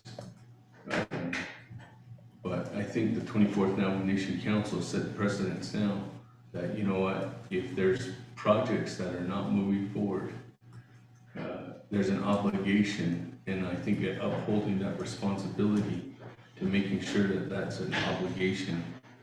I'm just letting your organization know that if not, for at least the Budget and Finance Committee, at least myself, if there's no aggressiveness to get this done, there's been dollars moved before. We've moved dollars around to other projects in the past on the Permanent Trust Fund 5-year plan, and $14.3 million right now could help build more economic opportunities elsewhere, as there's other ventures ready to go just you heard before, from shopping centers to the shortfalls at many of our capital outlay projects across the Napa Nation. So I just want you all to know that it's really, this is the most stagnant project that we have on the nation, on the books right now. There's no other project. The only other project that doesn't have any drawdown in there right now for 7 years is Smith Lake well completion. That's it.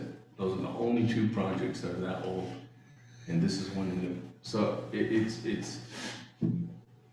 just hope that NTU is really moving forward to try to get this resolved, because this is something that's going to be it's red flagged across the boards that this is the project that has not moved forward at all across all the different reports that we get.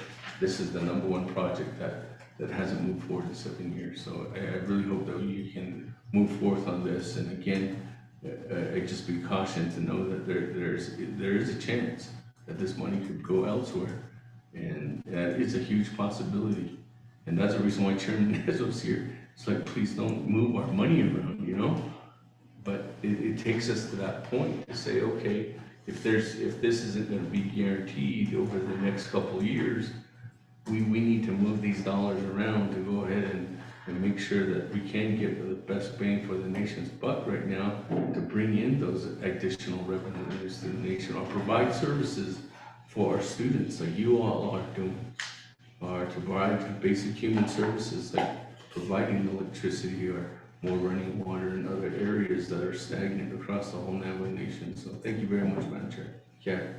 Thank you, Speaker Damon. Thank you for providing those comments in regards to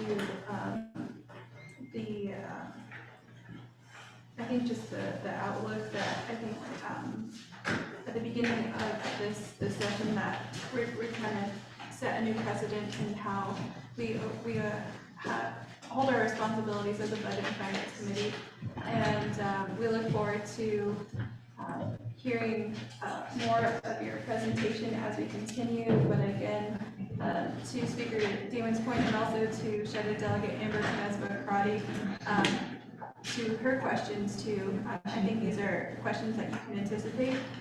This is just something that the Budget and Finance Committee had the opportunity of seeing a preview of. The legislation is not before us at this time, but we, as the Budget and Finance Committee, have already flagged it have already seen that this is something that we're gonna take a deeper look at.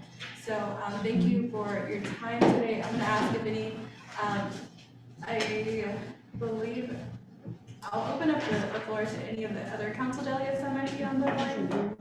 Have any questions for Navajo Technical University?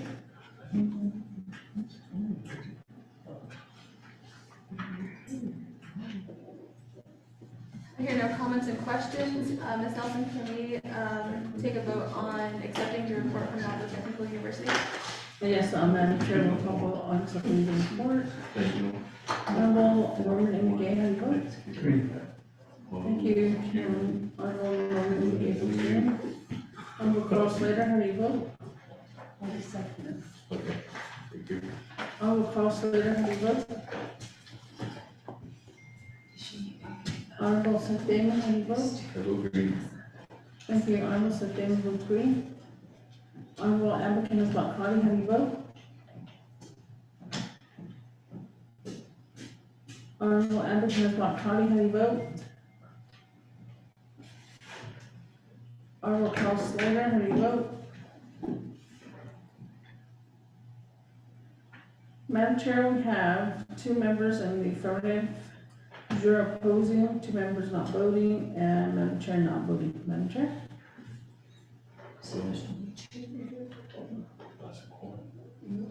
Lost corn.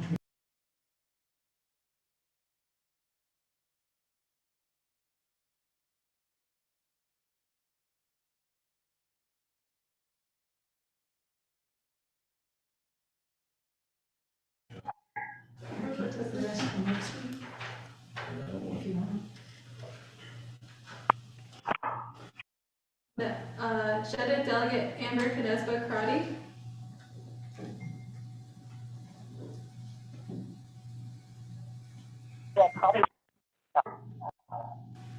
Shredded Delegate Amber Canesba Karate. Oh, Vice Chair Slater votes green on the report. So we got 3. I believe, Can you repeat that again? When you speak, sometimes it's just hard to understand what you're saying. okay. We're voting on accepting the report from Navajo Technical University.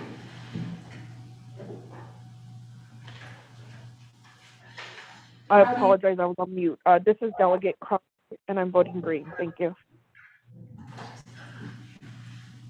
Yes, Honorable Amber Kenneth Bakari votes green, and Honorable Carl Slater votes green. Madam Chair, we have 4 members voting in the affirmative, 0 opposing. Madam Chair, not voting. Madam Chair? Thank you, members of Budget and Finance Committee, and also thank you to Navajo Technical University for being with us today and providing the report on the PTF 5-year plan on the student housing. Now we are going to move to... Thank you. We're going to move to new business legislation number 003423. Motion. We need the legislation as directed. Mayor's been on the road, Okay. This was assigned to research and development, committee, then some of Water Solutions, Budget and Finance Committee, then some PTA Committee, then Second. Navajo Nation, Council Resolution 20,000, Council Year 2023, introduced by Jeannie Charles Smith, tracking number 0034-23, and act relating to resources and development bond order, budget and finance, for the PTA Committee, and to the nomination council. Approving $1,500,000 from the hot tourism zone for the Navajo Tourism Department in the 2024 nomination code section 741 to allow revenue in the hot tourism fund to be used by all nomination programs for tourism related purposes and rescinding resolution number CS 4522. All of the exhibits that are referenced in the legislation are there. The Resources and Development Committee.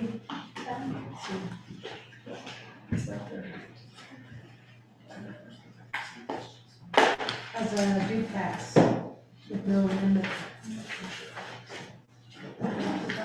Is there a-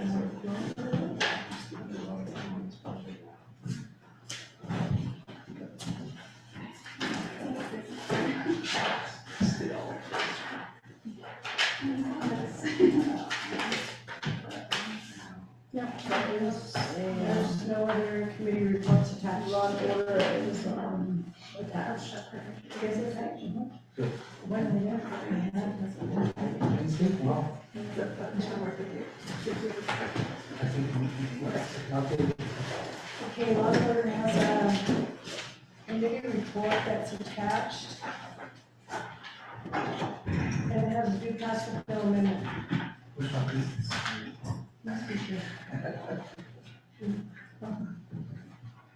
Okay. No comments. Okay, thank you for reading legislation 003423 into record. I don't, our Chair Eugenia Charles Newton is not currently in the conference room, but I wanted to call and see if she's on the Zoom. I'm here. Okay, all right. Members of the Budget and Finance Committee, do we have a motion? Motion. Speaker Seth Damon motions, do we have a second?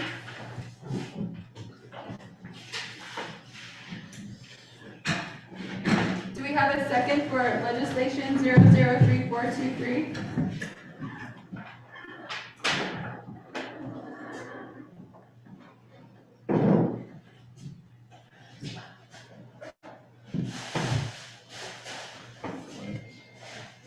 Going twice for a second. Delegate Crotty, second. Senate Delegate Amber Canesba Crotty seconds the motion. Members of Budget and Finance Committee, do we have questions regarding legislation 003423? I have questions. This is Delegate Crotty. Thank you, Senate Delegate Amber Canesba Crotty. I will give time over to the sponsor to explain the legislation and any of her agents, and we'll come to direct the question, your question to the agents. Chair Eugenia Charles Newton. Good afternoon, Budget and Finance Committee. This is Delegate Charles Newton. I do appreciate the time to introduce my legislation, number 0034-23. The purpose of this legislation is to approve $1,500,000 for the tourism department to have access, or the tourism department from the hotel occupancy tax and tourism fund to amend statute 24 Navajo Nation Council section 741 to allow revenue to be used by Navajo Nation programs for tourism related purposes. And it also is to rescind the previous resolution on the same issue, CS 4522. So just a little bit of background information. CS 4522 was signed into law by then President Jonathan Naz on October 17th, 2022.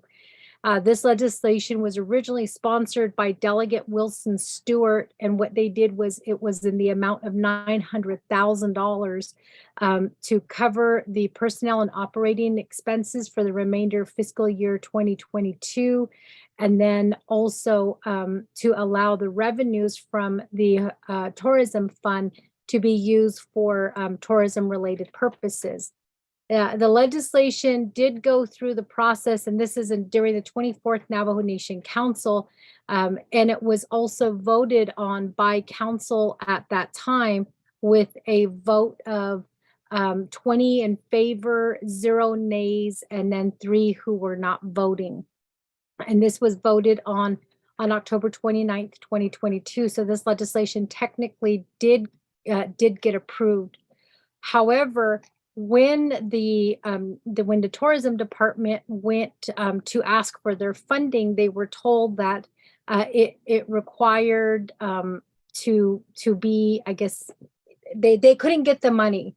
And the reason why they couldn't get the money was because they said it was a new fiscal, I guess, budget year. And they, Office of Controller, or it was either OMB or OOC, told tourism that even though the legislation was passed with the funding, because it was from the previous budget cycle, that they couldn't honor it. So they tried various ways. They also involved Office of Legislative Counsel and Department of Justice to see if there was a way around this this discrepancy, but they were told no, that a brand new legislation had to be dropped. In the meantime, bills were accumulating and projects were put on hold because, again, this legislation was originally approved by the 24th Navajo Nation Council on October 29th, 2022. And so now I did try to pass a new legislation during the 24th Navajo Nation Council, but we did run out of time to try to assist the tourism department. And then, so now we're in the 25th. So now I am proposing this brand new legislation number 0034-23 to give tourism the 1.5 million that's needed. Because remember, we approved them for 900,000, but because the funds were not made available to tourism, prices kind of went up. And then in addition to that, bills were not paid. Because the purpose of the original legislation was to get them through the fiscal year. But because we were on budget 2023 and the legislation said the remainder of 2022, and it was after October 1st, they couldn't give the funds to tourism. And again, this legislation, the primary purpose is to help assist with the projects that tourism had identified. And then also, to help with their personnel costs, and then other other issues that were affecting tourism. Basically the 1.5 million is going to cover operating expenses for the remainder of fiscal year 2023. Remember, the previous legislation said 2022, and that's where the discrepancy lied was that it should have said fiscal year 2023, because by the time the legislation was passed, and then by the time they went to retrieve funding, they were told we were already in fiscal year 2023, so they couldn't receive those funds. So again, it was really kind of an error, but I'm hoping that the 25th will continue to support tourism, and then the various projects that they have included with these fundings. I don't know if my agent is on the line, Mr. McCabe from the tourism department, but I do, I'm sorry, Peggy, Chair Parrish, can we ask if Mr. McCabe is on the line? Thank you, Chair Eugenia Charles Newton. Mr. McCabe? Good afternoon, Madam Chair. Yes, I am on the line. Thank you, Mr. McCabe. Could you continue to present the legislation? Yes, Madam Chair. Yeah. She Arbol T. McCabe and she had on a Lindo Tapani, Bushes Chin, Sidna Jenny Ada should say, Twitch in the Ada Shanala, without the Nansla. I want to thank you for giving me the opportunity to present my budget that I am requesting 1.5 million to continue with operating costs, and to also pick up many of the projects that we have been working on prior to COVID. Our funding had been cut due to no taxes were being generated from head to beds at the area at our hotels during the COVID pandemic. So for 2021 year, we received 127,000 That, of course, did not cover our personnel, and it didn't cover much of the operating costs, thereby not allowing us to continue with many of the projects that we were working on with the chapters, and to also work with the states on our co-ops. That was 2022. Now we're in 2023.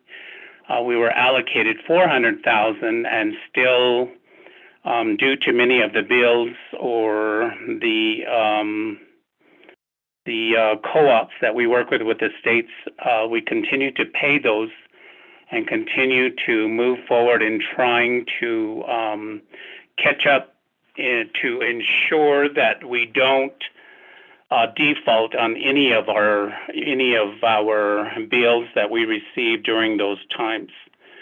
We continue to work on advertising the Navajo Nation and working with many of our partners at the state level, at the county level, and also at the chapter level. At this time, we are requesting that we get the funding that we need in order to complete this year. And I know we're up against time again, as it is April, and if approved, the funding would not be available until May. And already then we have only 4 months to try and complete our contracts and to get these projects moving. My department continues to work with our partners in applying for grants. It's not that we just waited to try and get funding from the Navajo Nation. For our projects, we continued even with very little funding that we received to apply for grants. We did get a few grants, and one of them is to make the Shiprock Pinnacle a park. We are in the planning stages with that, and we got $90,000 to help with that initiative. Those would cover Toko, Gariahe, Shiprock, and Red Valley chapters, and that's slated to start at the beginning of May. The others that we were approved for was the dinosaur tracks at $250,000. That initiative is to make improvements to that site, working with the chapter of Coal Mine Canyon and the area residents in and around that site, and the vendors, the entrepreneurs who sell their homemade crafts there. So we will be working with them also in order to make improvements to that site. The other one that we have is another grant from the state of Arizona, and that is for the promotion of the hotel there in Tuba City, the hotel and the museum. That one we were approved for $40,000 from the state of Arizona also. We also received a $125,000 grant for the corridor running from Flagstaff all the way to Cameron. That project was completed at the end of the last year, and that report has been submitted to the chapter, and we can make amendments to that when they are ready to revisit that. We again continue to apply for grants. As I had stated, we are applying for a $200,000 grant for the corridor that runs along Crystal all the way to Sheep Springs on down towards Chinle. So that is the Indian Route 12 and the route that comes from Sheep Springs over the mountain. So we have applied for a grant, and we're waiting for a letter of approval or denial, but we haven't received anything as of yet. We also are working on an infrastructure grant at $500,000 with a match from the I think it was USDA, on infrastructure for electrical vehicles, and we're looking at the corridor from Flagstaff, keeping in mind that we have many of the vehicles that travel that 89 route all across Navajo on Western, and we will be looking at the visitor complex in Shiprock, where we had put into the design some outlets for electrical vehicles. So those are the two corridors that we will be looking at with that grant. So my office continued to work with many of our partners, even though the funding was not there. We continue to provide in-kind services with the states and piggybacking on many of the, I guess you would say, freebies that they provide and use to ensure that Navajo Nation is still being considered as a top destination for world travelers and those both foreign and domestic. So I am requesting your favorable passing of this resolution so that we can continue to move forward with many of our projects and continue to promote Navajo Nation as a top destination. Thank you, Madam Chair. Thank you, Mr. McCabe. I'm going to ask if the sponsor has any other comments in regards to the legislation. No, I think my agent was able to provide as much information about the purpose of this funding. Thank you. It's time for questions at this time. Thank you, Chair Eugenia Strauss-Newton. Shredded Delegate Amber Knezba Karate, I believe you had a question. The floor is yours.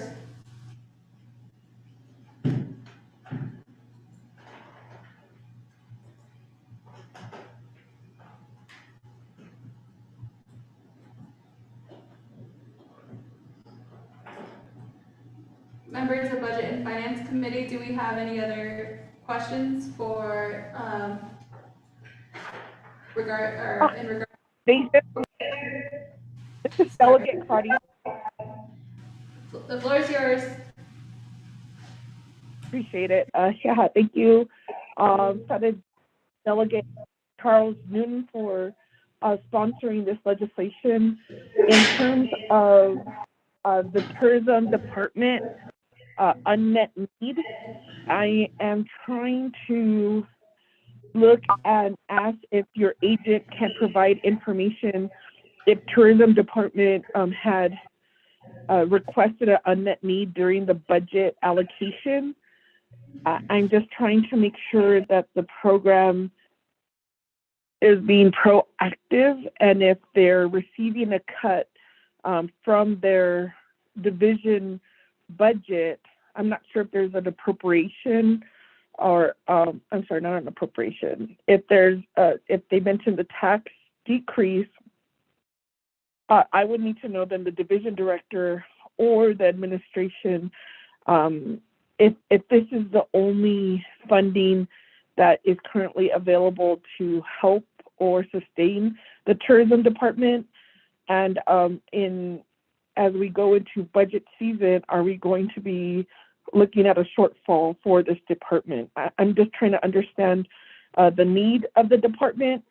In my recollection of the last two legislations, they were asking for an unmet need, and the fiscal year had, and it was noted on record, the fiscal year was completed. So I'm not sure why it was a surprise when they couldn't draw down those dollars. So I'm just trying to figure out how the department is planning to address this need, and if this is the most sustainable approach. Thank you.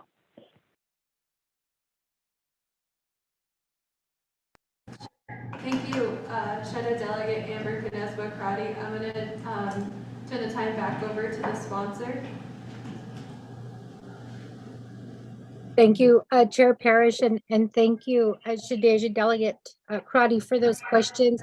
I think those are some really excellent questions.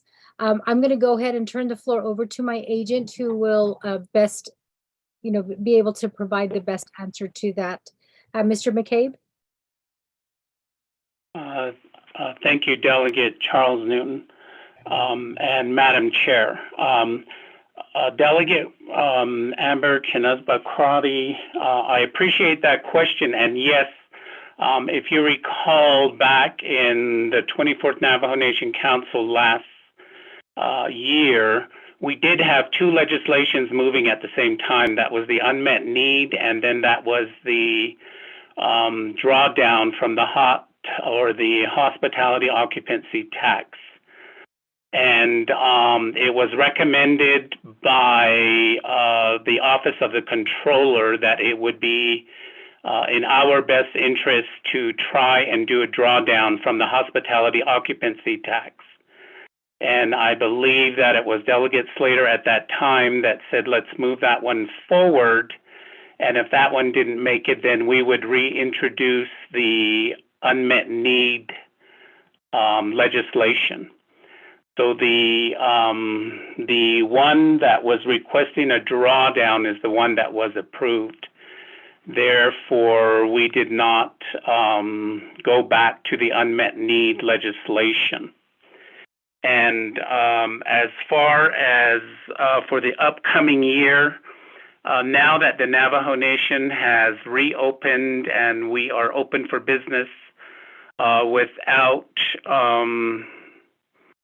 the mask mandate and having many of the businesses open again, we do see an increase in people calling our office asking for recommendations on, where they should go, where they can stay, where they can do many of the activities that they're looking for. So the increase in tourism is there. Of course, that is just this year. I'm not sure what the actual closeout for 2022 is, because that would be the funding we would use for this next upcoming cycle. From what I've seen, it's about 20 to 30% increase as we moved to opening fully back again. So I'm thinking that this coming year we could be as high or almost back to where we were in the past, at maybe 700 to 800,000 would be close to our regular budget. So I'm hoping that that would be the case and we would not have to again request funding to be drawn down to cover our bills that we accumulate through the year. But of course, if this legislation is passed, then many of our outstanding obligations would be covered. And I have informed my staff that any of the contracts that we were looking at for many of the projects that we do have need to be executed or sent out no later than the end of April. So we are, again, like I stated, on a time crunch since the end of the year. Budget season is already upon us here in maybe a month or two. And I thank you for that question, Delegate Crotty. Thank you, Madam Chair.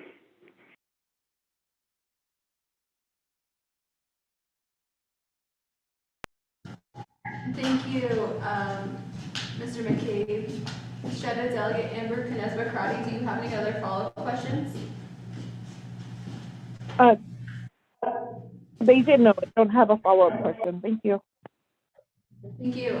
Members of Budget and Finance Committee, do we have any other questions regarding legislation 003423?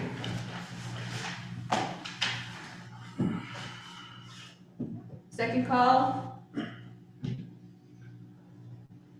Third call. Okay, Ms. Nelson, could you help us with a vote on legislation 003423. Yes, Madam Chair, roll call vote on the legislation. Honorable Norman Indigay, how do you vote? Green. Thank you. Honorable Norman Indigay votes green. Honorable Carl Slater votes green via text. Honorable Amber Kines-Wapakati, how do you vote? Brother, this is Delegate Claudia, I vote green. Thank you. Thank you, Shadeja. Honorable Amber Kines-Wapakati votes green. Honorable Seth Damon, how do you vote? I vote. On the legislation. Oh, I go green. Okay, thank you. Honorable Seth Damon votes green. Madam Chair, we have 4 members voting in the affirmative, 0 opposing. Madam Chair not voting. Madam Chair? Thank you. Join the rest of the crowd at home. Thank you, members of Budget and Finance Committee, and thank you to Chair Eugenia Charles Newton for being with us today and listening into the presentations. Thank you. Does this have any closing questions or remarks? Oh, still working on it. It's 60. Okay. All right. Okay. The last item that I'm going to go back up to is the public safety judicial facilities. I'm going to ask for a roll call vote to see how many members we have on the call, because now it's just myself and Delegate Begay in the Budget and Finance Conference room. I guess Ms. Nelson, can you help us with the roll call vote? Yes, Madam Chair, roll call for the Budget and Finance Committee. Honorable Shandine Parrish. Present. Okay, thank you. Honorable Shandine Parrish is present. Honorable Norman Indigay. No. Thank you. Honorable Norman Indigay is present. Honorable Amber Kines-Wapakati. Brother, this is Delegate Claudia, I'm present. Thank you. Honorable Amber Kines-Wapakati is present. Honorable Carl Slater.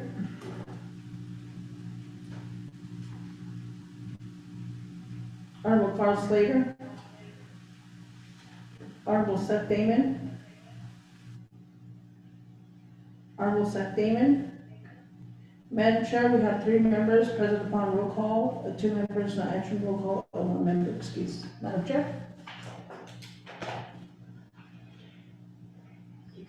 Motion to adjourn. To the next meeting, if you want, the rest of the agenda.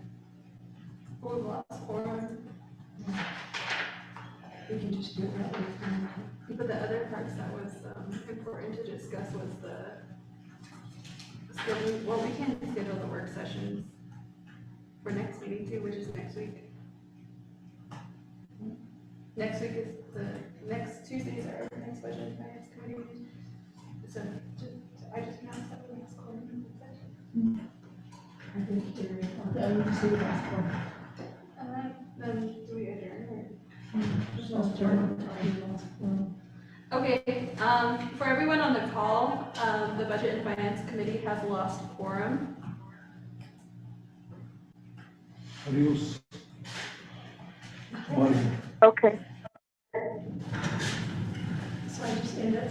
So I'm just gonna defer all of the rest of the action items to next week's agenda. Our next meeting is April 11th, next